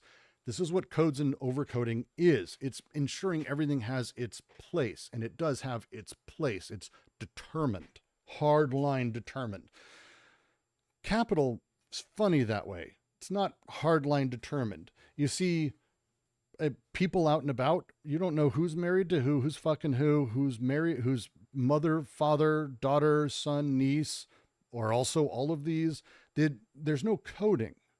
And it's, again, is there a way to make it openly declared? No. So unavowable isn't unknowable. It's the inability for a thing to be openly declared. So it's how I read this is not necessarily the Mission Impossible version of if your team is captured, we will disavow. This is not disavowing. This is the unavowed. It is the lack of that upfront statement. Does that make sense? There's a very particular wording they're using here for a reason, and it's in the original French. Is the inability, it's not the inability for a thing to be stated, it's that it's not, because within the coded space, it is openly stated. When you go through, you are a child of X, Y, and Z, you're in this position, in this place, in this setup. You are a blacksmith under the despot. These things are set up, but the world of commodification doesn't have this. We don't have hard lines, this piece goes here. In fact, the fungibility of the structure is why we have to use the term axiomatic at its base. There's a reason we're using the term. Does that make more sense, Noah? Yes, I think I was kind of equating unavailability to like unknowability, where I don't think that's like the argument. No. It reminds me of like when D&G talk about commodity fetishism earlier a little bit, but this seems like that to a very high degree. Yeah, it's a thing that's not really able to be acknowledged. It doesn't mean that you can't go find out, right? It doesn't mean that like you can't dig and go into it, but it's who are you? Fuck it. Let's just do that. Tell me who you are. You can't, like, not in a meaningful way, the same way you could in a coded hardline society, right? It's a real question, Noah. I guess I'm confused, like a set of partial objects, or like, are you asking like exactly? Occupation? No, exactly. Otherwise, let's go back and Brooks, who are you? I am Brooks, son of Randall, grandson of Leonard. Like, who are you? Is you're coded. It's coded. There's a difference. It is very much avowable. It is openly stated just by I'm existing where I'm at in my position. These other things come out of that, and it's a rigid structure. Capitalism breaks that rigid structure completely, shatters it, and the decoding is replaced by some level of axiomatic. It's not hard, though. The axiomatic isn't like this hardline thing where I go, oh yes, I am Brooks, son of Randy. It's no, I'm Brooks. My dad's Randy. I kind of do this stuff for a living, but I also do this other thing. I talk to people about weird philosophy shit. I don't know what the fuck I'm doing with my life. Like, it's unavowable. It's not like I couldn't, like, I don't know if that helps, but it's a very particular usage that they're talking about here.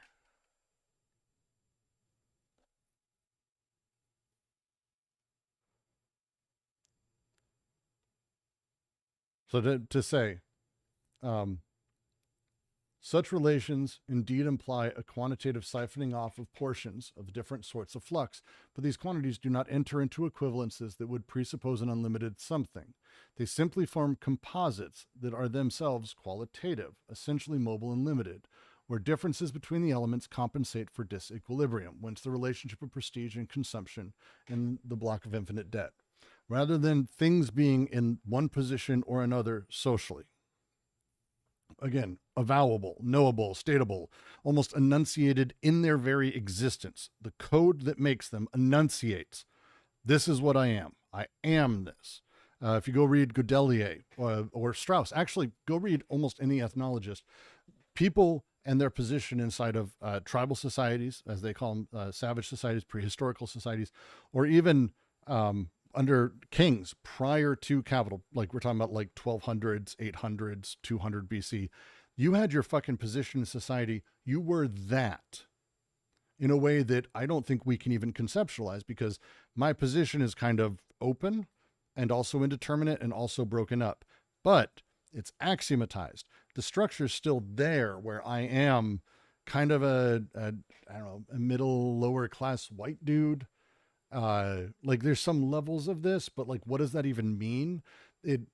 We can say if codes mattered, white people are in charge. Well, no, not always, because there's actually intersectionality if you want to really get into it, and class structures are complex. And even then it's only a way we can notice in the large aggregates, these things, but any singular position or person that who are the codes have been shattered. They're not avowable. They're not screaming out, here is who this person is, no matter how much we want to wear that t-shirt that says our favorite band or the video game we love or that one reference we really like, desperately trying to find identity.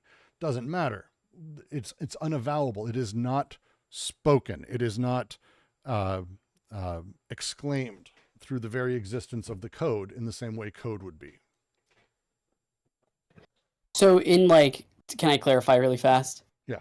So in primitive societies, labor was coded, meaning that individuals would have sort of like jobs and kind of roles that they would play.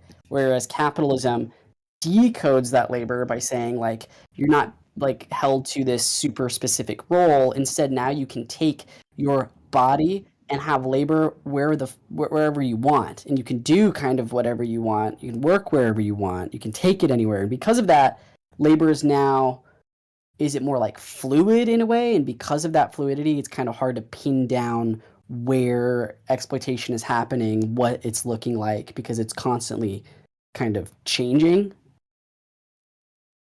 Is that why it's kind of unavowable? It's not that labor is constantly even changing. It's that all the aspects of it are constantly changing. Like what it even means to labor. The fetishization of blue collar work, for example, that happened in the, I want to say 60s and 70s, but definitely through the 50s.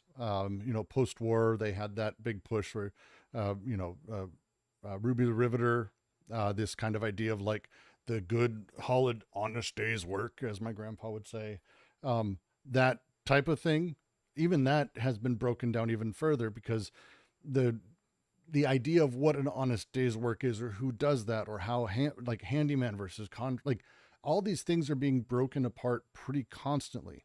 Somehow we still keep a larger structure or an axiomatization or mini axioms that keep these things sort of semi in place, yet we're breaking them all down. So it is not an easy thing to talk about. Like someone in chat's asking, is reterritorialization the same as recoding? Oh shit. It's a lot.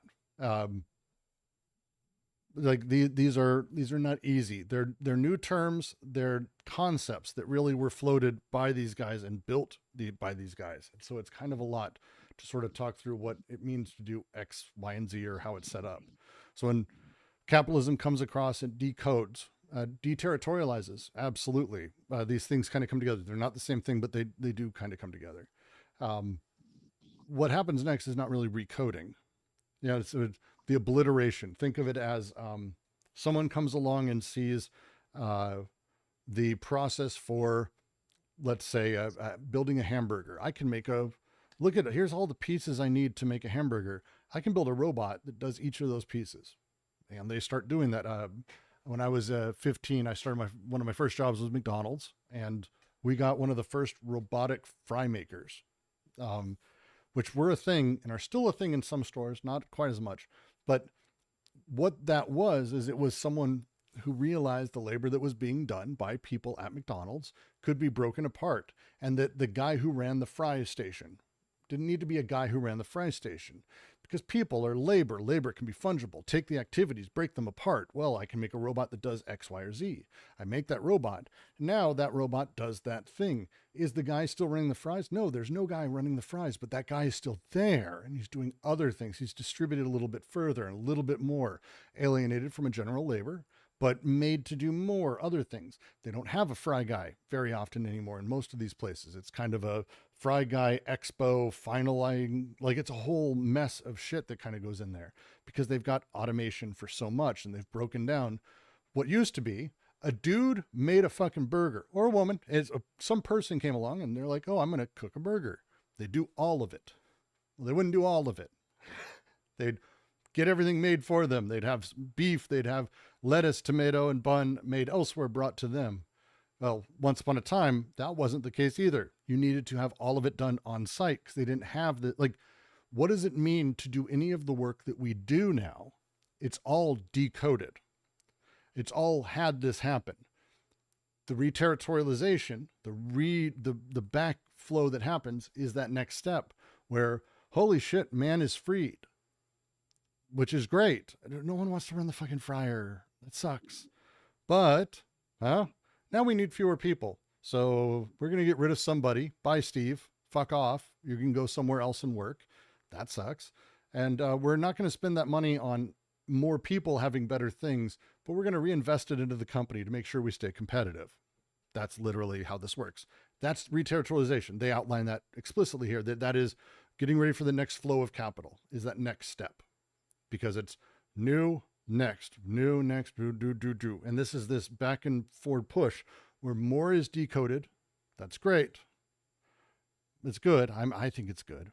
But then, oh shit, we can't be freed by it. I used to tell a story. Let's say there was a farm. There's like 20 of us working on a farm. And I'm egg guy, you're cow guy. Let's just say it's not a vegetarian farm. There's animals. It doesn't fucking matter. Get with this. It's just a story.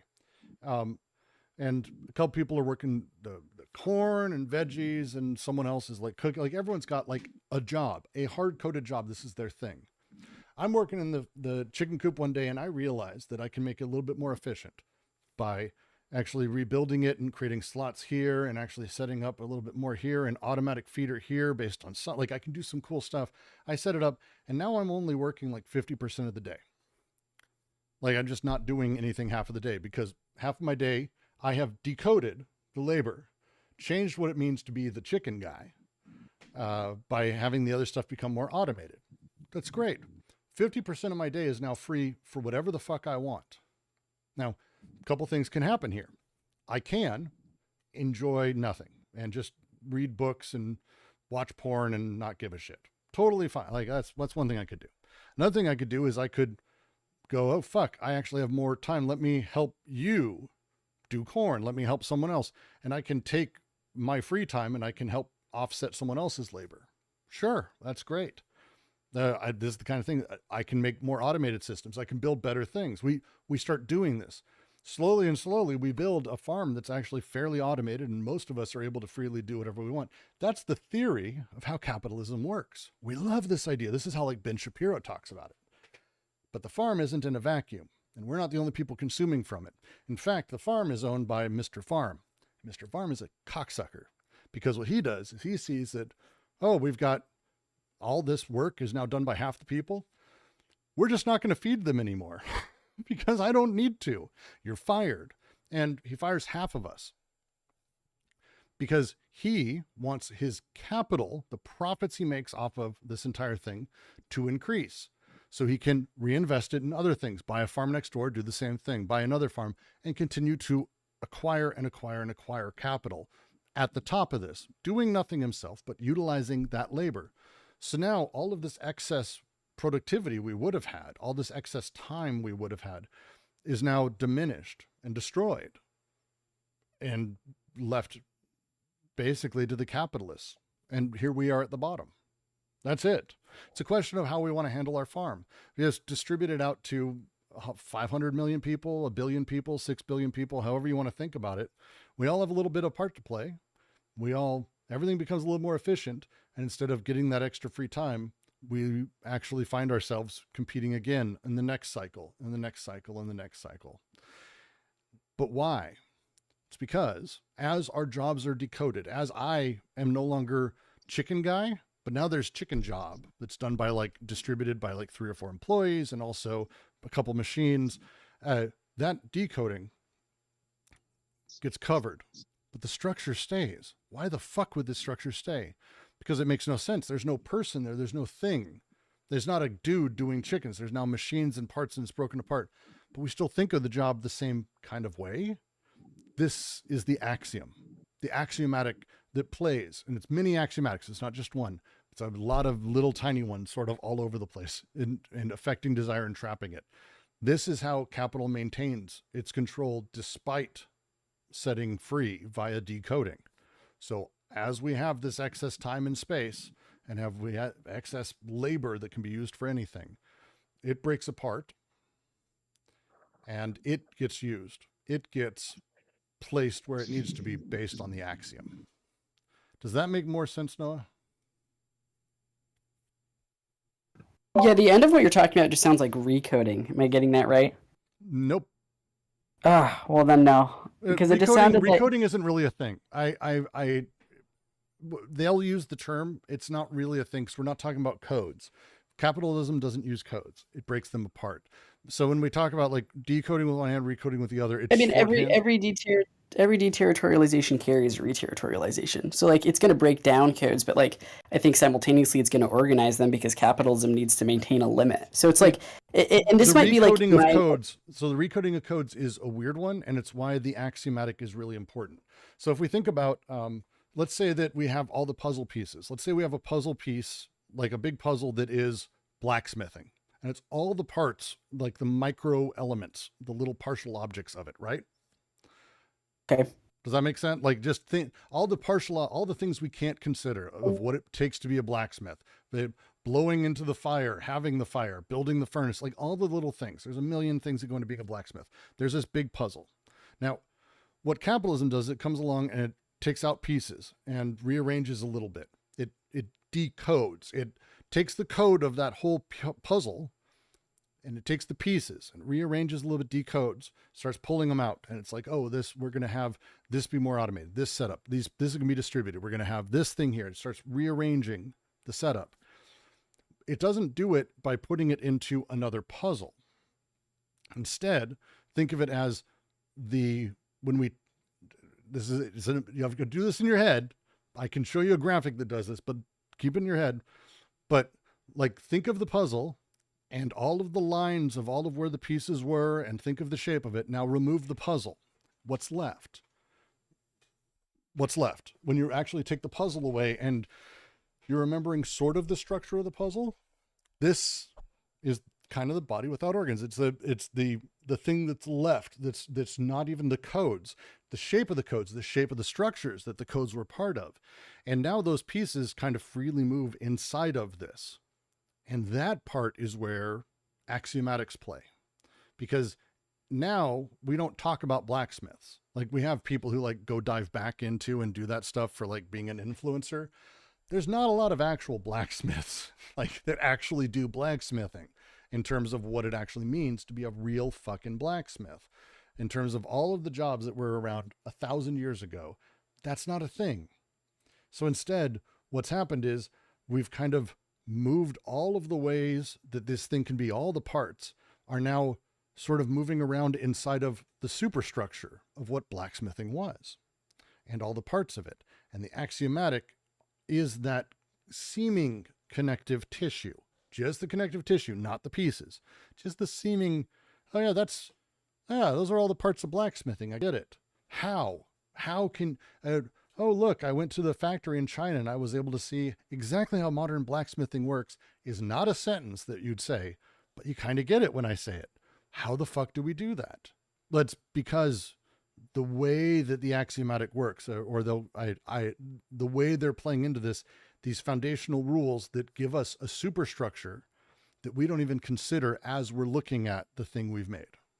But axioms themselves are always like axioms of capital are also always changing. So like I understand how it's like this constant process Changing of, or new ones being made. I think that that's a false equivalent. I mean, I think that those things can be the same. All right. Just making sure what you mean by it. That's all. I mean, I just think that because like, you know, capitalism is always axiomatizing. So because of that, I guess that's why like I brought up like the question of kind of recoding, because when you're using this puzzle example, there's still like this limit that, you know, capitalism is, and again, this like might be like a little bit of a qualm. Like I get that capitalism schizophrenizes, but it's also paranoiac to the point where it's not going to transgress the limit to get rid of capital. So it's always going to be working within that type of framework. So it's like, I don't know, when we say every deterritorialization carries a reterritorialization, I would go so far to say that every decoding carries a recoding, because it's going to need to still establish that whatever is decoded still has a particular limit that doesn't transgress, you know, the exterior limit of capital.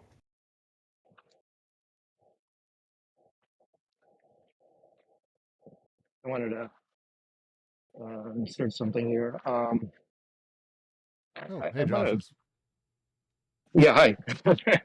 Bring it back to ethics. Brooks, you said earlier, you were talking about, you know, you were asking, you know, about does he have a computer, and does it say Yeah. what was the phrase you used, man slave or something like that? Something like that. Dead slaves on the side of the computer. Yeah. Dead slaves. Okay. Yeah. Okay. So that was in the context. That was of an ethical question or an ethical issue, No. or the issue. Well, let me put it this way: to the extent that one could formulate issues that arise from rules in terms of ethics, what interests me is how where we point that is to say the source of the unethical. What I'm getting at here is if there is a system, a thematic system, right, that and that in spite of, say, the desires or interests or intents of an individual working within it to produce something that appears to them to be free. If we sort of articulate that in terms of a kind of a conflict or a disparity between their intent or what they think their intent is, and what a kind of a dominating result, which is imposed in a certain sense or organized from above, then you have a kind of a notion of concentration of power, it seems to me.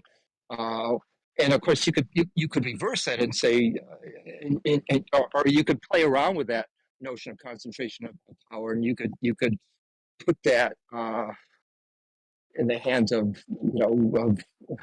you could formulate it in terms of individual desire. That's much more difficult, almost impossible to do that in the context. I mean, any close reading of of this book should steer one away from that tendency. But the other tendency of a kind of of the power of axiomatics within capitalism, it seems to me does create a tendency to want to think in terms of when I say concentration of power, maybe that's not a good phrase for it, because that implies sort of, in the hands of a small group of people.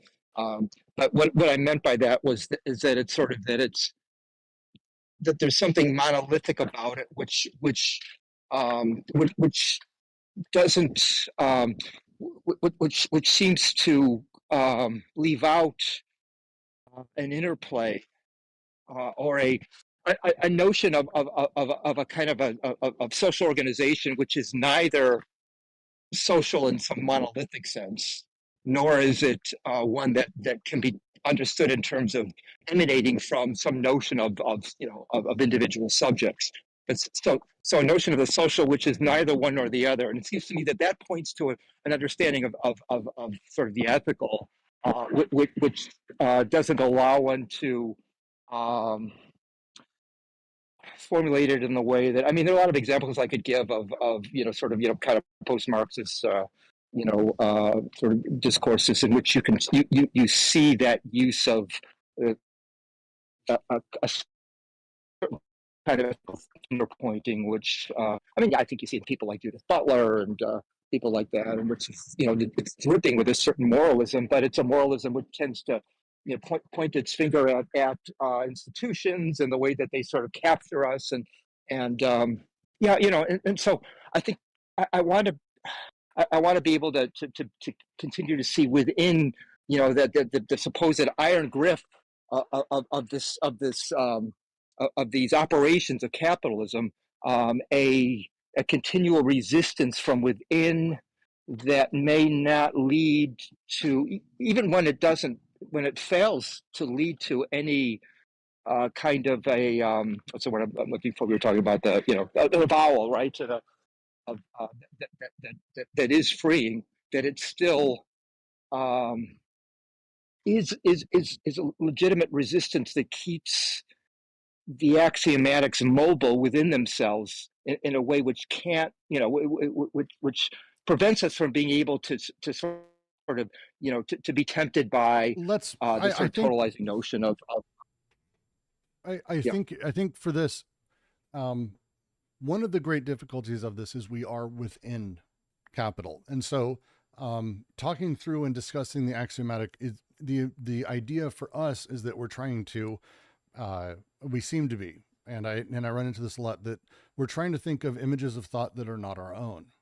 And it's one of those things that ends up becoming sort of the nature of the thought itself is what we're discussing. Deleuze's critique of Plato is not Platonic idealism, but for specifically that Plato mistook what his image of thought, how it functioned, contemplation, for philosophy itself. That mistake is what he's talking about. And Deleuze, I think, in this is talking about very much our mode of thought.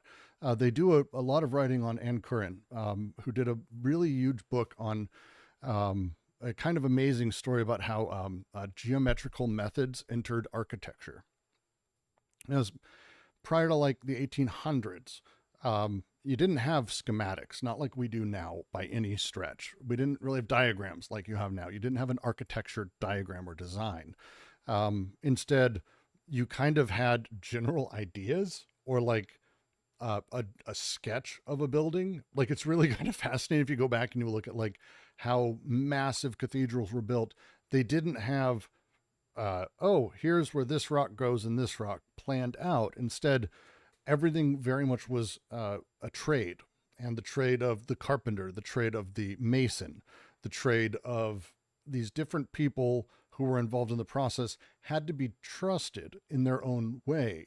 An architect didn't come in and say, this material, this line, this angle. Instead, it was much more a general, like drawing or artist rendering almost of what we would call now. When we introduced geometrics, specifically geometry, to the world of architecture in the 1800s. Curran's book goes in deep on how this completely fucked up the relation. This is actually in the axiomatic paper I uploaded. The way that geometry affected all of these things was about how it bound people in different places. So rather than having to trust the carpenter or the mason at the end of the line, actually the architect determined their jobs. Their form became material rather than sort of material implying material. It was the architect's design implied material. And suddenly you didn't have to trust people at the end of the line. They had to do what the architect wanted. to the millimeter, to the measurement, to the material. It's kind of insane, to the point where, and this is a thing we run into a lot today. I worked construction for a while, but where you run into architects don't know how materials work often. They get completely fucked up. And so, you'll be sitting and you'll be doing some finishing work or a wall. And it's like, oh yeah, no, I get that this felt in simulation like a good idea, but you have these pipes going through here. This isn't going to work because of this material. Like, they don't give a fuck about like that end of the line in the moment being built. You're beholden to that form. That form controls what is happening with the material space. Now, this is an explicit version of this, like as a thing, because it is as such. But think of this in terms of the various subjectivity that we exist in, that all of the forms that give material space shape that is happening through us, that design machines are connecting, disconnecting, doing all of these wonderful things that they do, but they're being shaped and having to fit into these sort of pre-rendered structures, these axioms. And this binding, this odd shift when we talk about how desire is trapped and run, this type of thing is part and parcel to how all of us exist.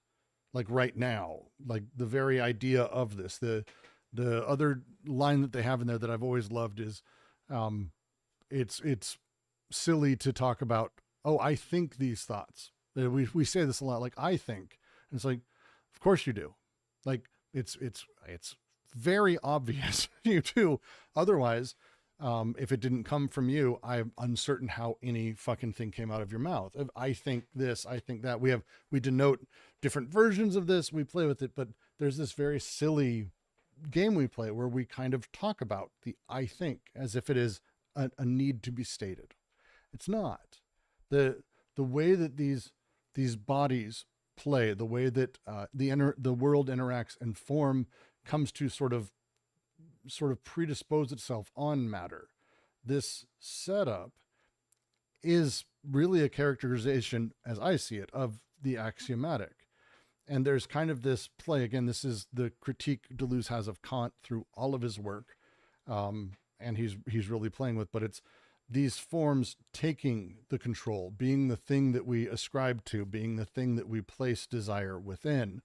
And again, not consciously.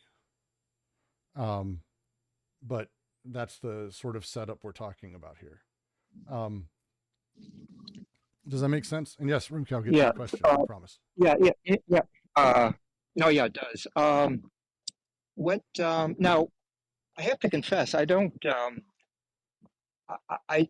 know if I can push, or if what I'm doing is pushing Deleuze and Guattari in a direction that they're not going or not. I would like. I have no idea either, by the way. They're dead, so it's hard to know. That's right. That can be an advantage too. Anyway, but what so whether I'm pushing them in a direction or not, what I have in mind is, so let's say that I'm if we talk about who I am in relation to some social set of practices, or say within capitalism, right? One can say on the one hand, let's say that I am shaped by those practices, but I redetermine what is at stake and what is at issue in my participation within those practices. But in saying that, any decision that I make is already shaped by my having participated in those practices. But which isn't to say that I'm deluding myself or there is no I, let's say, or that the community, that is to say, the collectivity of I's, of subjectivities, which are just, byproducts of the syntheses, the third synthesis, are not something that, so use examples, sort of, the material forms, et cetera, that we interact with, say, in a particular job, but the way that our interaction with it already presupposes a certain back and forth between the materiality of the material, and our conceptions of it. It doesn't. There is no outside influence of that form or that materiality on we who are interacting with it. It is the interaction which determines both sides, if you can talk about it that way. The material, what the material would be, or the form would be in itself, and our goals and purposes, or our the intelligibility for us of that interaction with it. So what I end up looking for is the notion of a collectivity, which is not the social group which imposes itself on me. It's a collectivity which is both inside and outside. It's not a subject, but neither is it something which can be thought of as somehow outside of or independent of this reciprocality or interaction between. It's even difficult to come up with careful words to talk about it, because you don't want to slip into sort of inside versus outside here. And so it's important. What that real amounts quick, to is my looking. Just real quick, it's important to note, because I'm not saying you're doing this, just saying it's getting dangerously close to starting to talk about like ideology. And one of the very specific things we need to be doing when we're talking about any of this is that we're not playing in the space of ideology. All the things we're talking about are material. Like even the idealized conceptions of things, it's all material. It's all there. It's all being actively produced.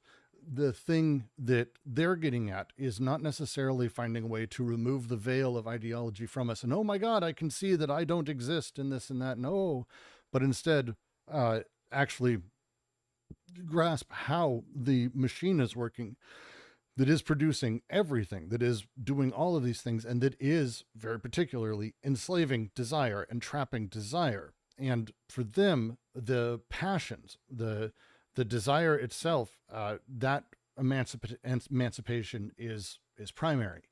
So when we talk about any of this, it's very important to not sort of become sort of more idealized in the position of thinking, oh, there's a veil we can pull up. There's a trick being played on us. We just don't understand enough. Ideology is clouding us. It's certainly not that. This has been the push oppositionally. And it's reason they rely on axiomatic is because, and they use terms like body without organs and organization. And I say that with a pause because they put a fucking dash in it for a reason. Organization, because it is always about this being organizational and not ideological. The line that they have is an organization possible that is not modeled on the apparatus of the state? That's really what they're asking in AO. That's really the push underneath this, because they talked about the Urstadt. We talk about how representation operates. We talk about all of these things. And ultimately we're talking about sort of this odd diagrammatic or transcendent organization that seems to be sort of playing around these axiomatizing things that as a superstructure starts building this odd thing. To just quote the paper I said, when what is characterized within the axiomatic as the non-denumerable infinity of the continuum is in fact merely a representation of the non-metric continuum that operates in terms of smooth rather than striated space, just as the noumenon for Kant is both a representation within representation that acts as a limit and a non-representable element beyond the limit, so the nomadic appears as a non-denumerable within the axiomatic, but then also as a positive structure that has an organization that differs in kind from the axiomatic. This is the complex move they're making by having us get this machinery, understand it, not trying to transcend it, not trying to do any of that, but instead actually understand how the machinery works. So that way, within itself, we're able to adjust the organization that is breaking away from the Urstadt, from the state-based, from the axiomatizing format of capitalism. Would you agree that the organizational processes are not ideological, but they're of ideas? That's a transcendental element, and that materiality is agential. That is to say, that the agential nature of materiality is its organizational power. Yes, I think I'm saying the same thing as that. Yes. Okay. Oh, good. I believe. Again, words are fun that way, but I believe that's what I'm saying. Yes, it's one of the really difficult things when we start getting into it, because people tend to think, oh, well, ideas aren't material. Like, we had some early moments. I went through this. I was in Deshijik and Lacan for a long time. I was deep in ideological swamp myself. But when you start talking about ideology or ideas as not being material, suddenly you are in a very odd space where, like, we're not talking about things being organized or things being produced. There's kind of a wishy-washy, anything goes kind of mentality to that. Whereas specifically when we're talking about the organization of material reality producing this, and that the things we are perceiving as the organization of them, just as I love to point out, a baby has to learn what its feet are and that it's its feet, because those are, like, saying your feet alone is something that's anathema to, like, things. You are produced as a private individual for a specific reason in a specific social context by specific people. And how are you produced that way? Well, it's not that someone sits there and, like, reads you a book and goes, here's your feet, this is how it works. It's the experience you have all the time is axiomatizing. It's creating these little traces that end up over time sort of building up, and that create that resentment that ends up putting us in a position essentially of slave mentality. But it is ultimately, again, just the traces in the organization as such that are producing it. Still produced materially, but the organization's doing it. So how can we change the organization in order to affect all of this again? Is that kind of what you were saying, Josh? I think so. Yeah. Okay. I want to hold on. I mean, I think no. Neither of us. Here's the thing. materiality- Neither of us are like the greatest philosophers ever, and Deleuze probably wasn't one of those either. But he's way smarter than us. So we're trying to come up with words to come. Yeah, I think generally we're in the same place, though. Generally. I think so. Yeah. Rimka did ask a question I want to get to. So is the unavowable then related to alienation, or is it literally that? That is a fucking great question. Is it literally alienation?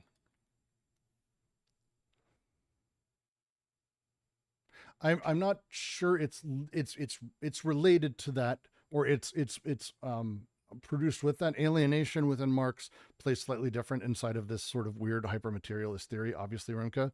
But when the alienation, the way Marx talks about this, he doesn't talk about code in exactly the same way. He doesn't come at it the same way, because again, this was before a lot of shit. So Marx did a lot of shit sort of very early before we kind of had a chance. Like, he didn't get a chance to read Godelier as an example, or get into sort of codification or semiotics. Like, there's a whole bunch of shit that came after.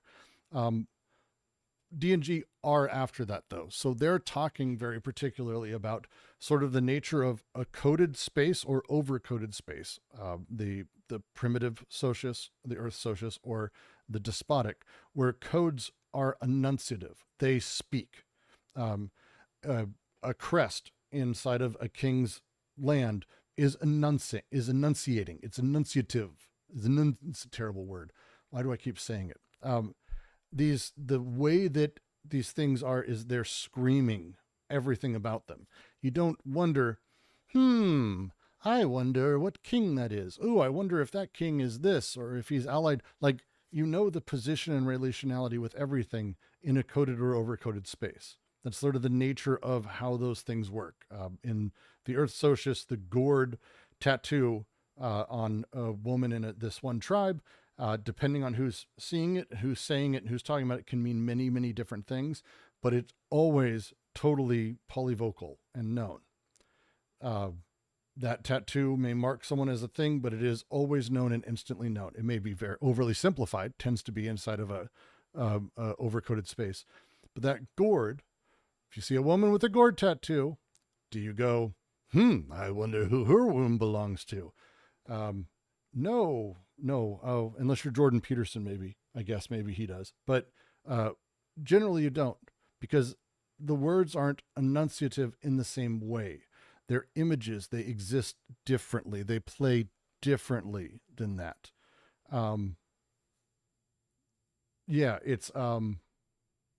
It's plays differently. Does that make sense, Rimka?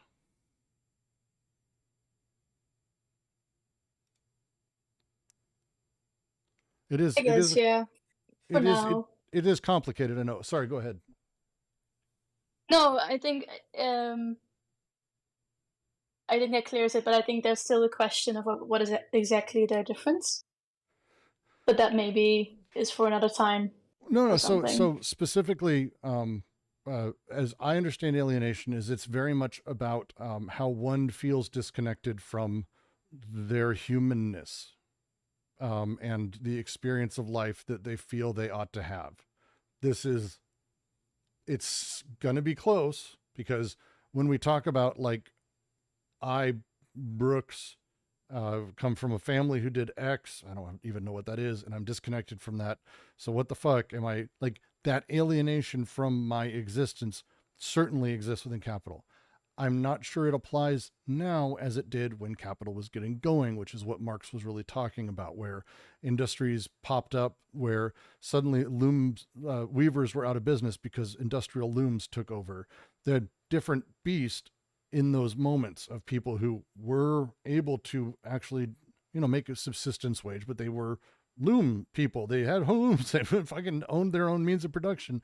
And now they had to go work at a factory and they couldn't compete with the factory. Like, that experience, I don't know if any of us have had that level of it.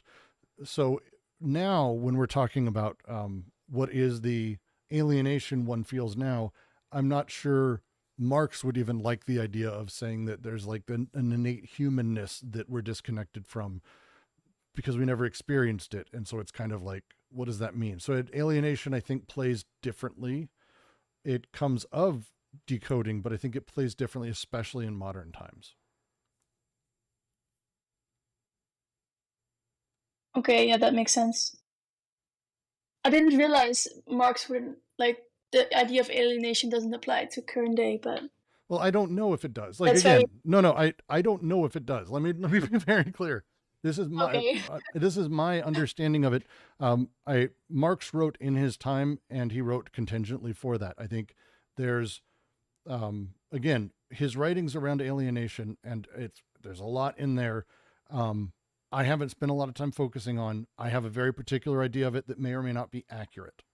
So take it with a grain of like a block of salt. But specifically though, when we're talking about decoding, and when we're talking about the sort of repression that happens in the axiomatizing of sort of these things, when we talk about capitalism suddenly being unavowable, it's not so much that it's about we're alienated from that. It's that things are just not enunciated because we don't have that type of language or existence anymore.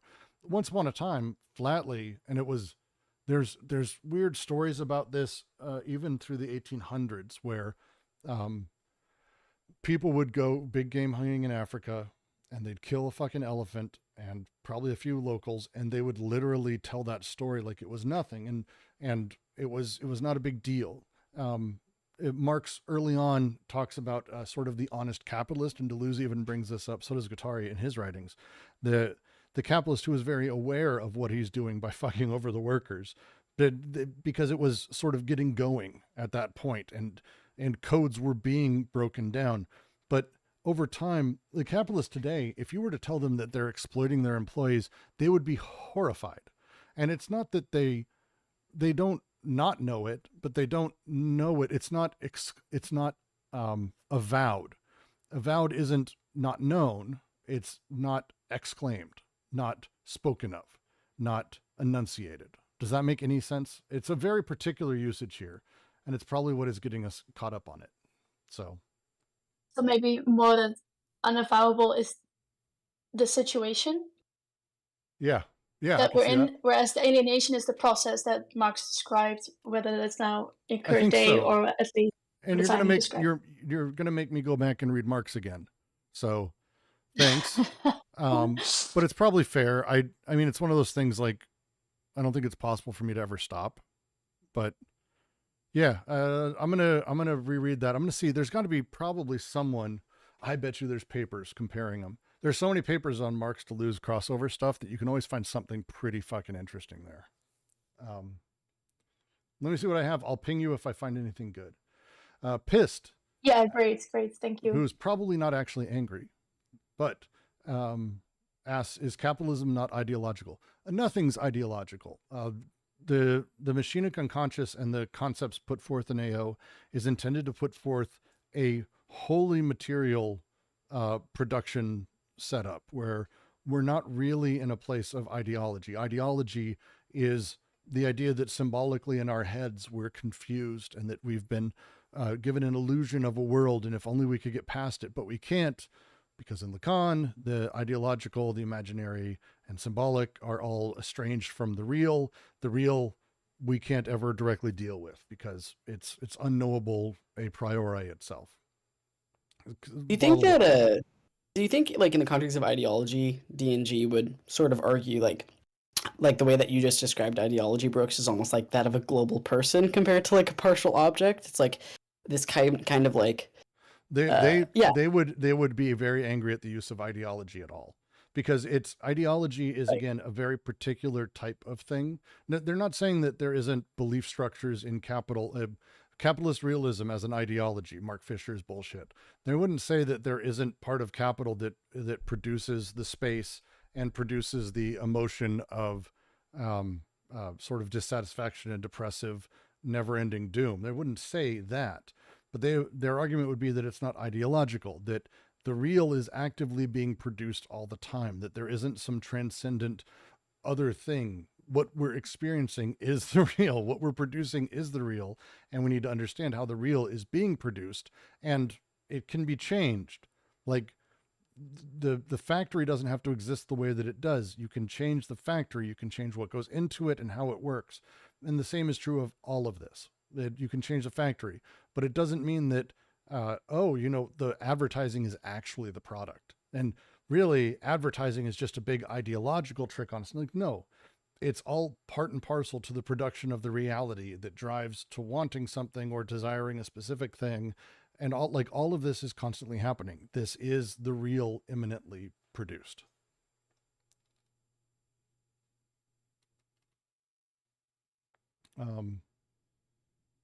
Otterwaffle asked, did D&G study history to be able to compare the world pre-capitalist? Oh my God, they did so much reading. I recommend, and I think if I had to,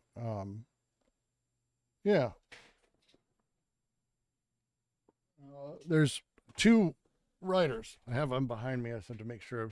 Griol, which I'm not going to pronounce correctly, and Godelier. Godelier is better if you've already read Strauss, and his sort of work on, social relations inside of primitive tribes. Godelier does an amazing rewrite and critique of it. I adore. Griol is an ethnologist from 100 plus years ago who did extraordinary work as well. They were very, very, very well read and spent a lot of their time in history and studying it, just like a great deal of philosophers of their time did. So their knowledge was not really based on Marx. They took a lot from him, but then they also took a lot of his critiques and the critiques of him that have come since. And so it's, trying to build new concepts. It's how they did their thing. Does that answer your question, Otter? I mean, their book is 60 years old. So think of it. We're reading Anti-Oedipus right now, and they read Grial and Godelier that was 30 and 60 years before them. So we're no better. So that's how it works. You read shit from 30 to 60 years ago, because shit written 2 years ago is generally garbage until it gets filtered out. So it takes a while and it sucks. I just learned about Susan Oyama and I really just got into epigenetics about a year ago and understanding it. This is a field that's been around for most of my life. I feel very stupid to not know about it, but I'm fucking 44. That's not a small amount of time. So like Deleuze was alive while I was.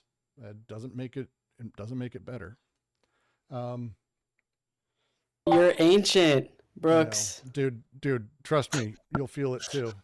I have 2 kids, man. They make me feel simultaneously young and old as shit. Pissed ass, what dictates will? Oh my lord. We will get there.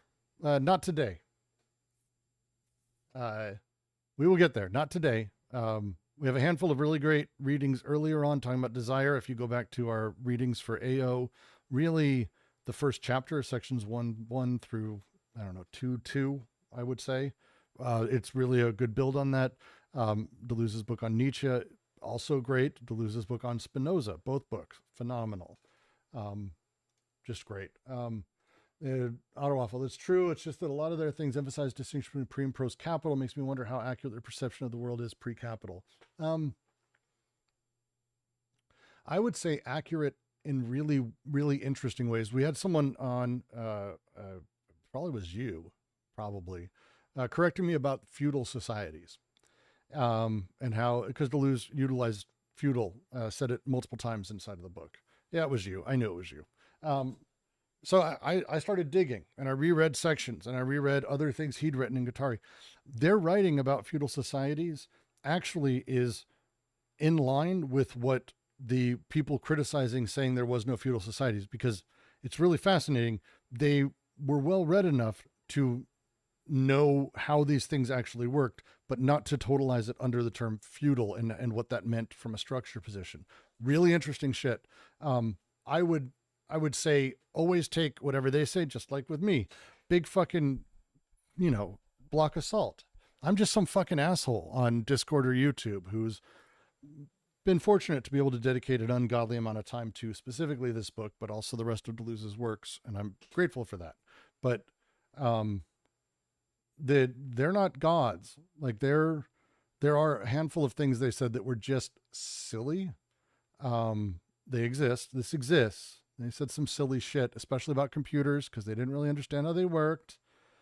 But that's fine. It was the 70s. I don't think a lot of people understood computers significantly at that time anyway, let alone now. So they said there's some odd things there. There's some odd thing, but do look things up and check. You'd be really surprised how they end up landing generally where we understand stuff. Like some of the computers, Estelle's asking about computers and what they said. One of the challenges with computers in general is people see the screen and they don't realize, like for Deleuze, he saw hacking and all of this stuff. He's like, oh my God, there's so much freedom here, so much that can be done. And misunderstood that everything, unless you're an incredibly efficient coder yourself, you're playing within the rails literally outlined by somebody else. Hacking isn't about breaking software. Hacking's about finding the edges of software. There's a difference. And so when he talks about it as being this holy shit, hackers come in and they do this crazy shit where they completely undo the software. It's like, no, they don't. No, they don't. They undo the purpose of the software, which is good. And I like that side of it, but they're not undoing the software. The way things are coded you have to be built. In the world of Minecraft, blocks have to be placed exactly one block on top of the other. You can hack it to go halfway, but then everything starts breaking very quickly. But even then, you're not it's just a misunderstanding around how fundamental systems work in these things. But yeah. Pist is asking much more specific. I can understand capitalism is not ideological. It's a very real thing that exists. But did capitalism roll about organically through machinations of the body without organs? That's where many will come in. We shape the body without organs. Is that desire? Oh, Pist. There's a lot of issues with your question. There's a lot of issues with your question. And I'm saying this in the most kind way because I've been there. There is no capitalism. No, you're good. Don't apologize. Look, as I like to say, if you go back and you re-listen to my readings, because this is our third reading, and we started in the first week of the pandemic during shutdown. We just started reading this as a group here on Discord. You can find them. I have left them all up on our podcast feed. You can go check it out. It is horrifying to listen to me ask questions and the questions I ask.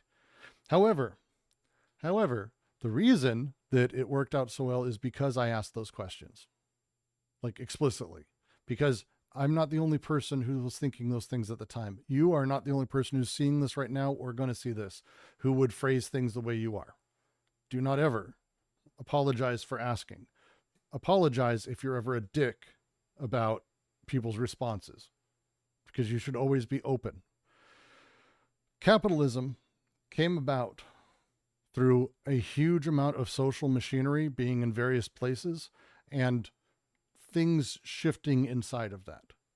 The body without organs is not within the social space.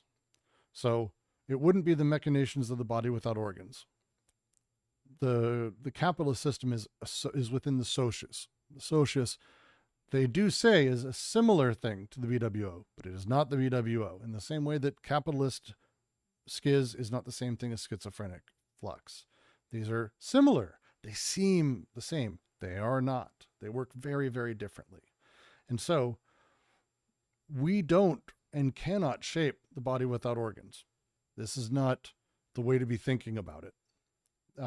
They kind of use some of these words in what I consider to be it's a subpar translation, but that's not really the point. Is desire that guides us will just result in organic development. I have a ramble. If you go to introductions or a newbie chat here in the DGQC, it's a little bit down. But if you go to newbie chat, I have a pinned thread where I explain how desire functions. And I'm finishing writing more and more of it, but the way that these things come to be and how they sort of work, interplay particularly. You are not yourself pissed, a vacuum sealed thing impermeable to the outside world. In fact, the membrane that exists between you and the rest of the world is incredibly difficult to find as a thing and to find meaningfully. Like I love to mention, if you have sticky notes, are sticky notes a part of your brain? I would ask you why not? Because if it's a thing you use to remember stuff in your head by looking at it, it feels like that's a brain. What's the difference? Where's the edge of you? We learn these things through the interaction of our desiring machines and desire interacting with the social space at large, through our parents, through how we grew up, where we grew up, political and historical determinations that made them, and they in turn had the same process. And this over and over is sort of this constant eternal cylinder rolling forward that is this process constantly crushing desire. The thing that happens that capitalism came out of isn't out of one thing. It's out of a multitude of them. It's people realizing they could hold on to money and use commodity currency, which was always used to exchange in markets, to actually pay for other things to be done that would just earn money themselves, money that makes money directly. It's not a thing we really had before. But it's not just that. It's also the way that we had to change the order of production. It's the way that production had to shift because people became more naturally distributed. It didn't happen in a day. It didn't happen in a week. It happened over the course of years. And even now, we wouldn't even say that we're really fully in capital. We are, but there's parts of the old. So are those parts of the old part of capital? Yes. So this is the complexity of it. So when we talk about capitalism not being ideological, it is at most this group delirium, this group fantasy that is organizing all of us, that we're heavily invested in, that we're continuing, that we are perpetuating at large, and we will continue to perpetuate at large, and until the next thing happens, or until something else breaks, or until something else changes. So when we talk about sort of this process, it's a lot more and a lot more complex. Check out Newbie Chat, read through the pinned message, and then Wednesday nights I do a thing where I'm soldering and I sit and I talk, and then early in the weekend at some point we tend to do a AO catch up where I go over, in this case, 2 paragraphs, and sort of ask for questions and everyone describes. So keep an eye out for those. For now, I'm now a half hour over, but it was great, and I always love doing this. Keep an eye out. We're going to be doing some more things this weekend. Join me tomorrow night for soldering, because I actually had cables come in so we can actually plug in what I made last week while we talk about meaningless philosophy and politics. And you can always tell me where I'm wrong, which I always love. Noah has learned this. Noah early on was nervous about that. But I think we've grown as a people. We have fun now. So it's please join us and question and talk and do all that stuff. We love it. Otherwise, I will see all of you next time. And thank you for joining, as always.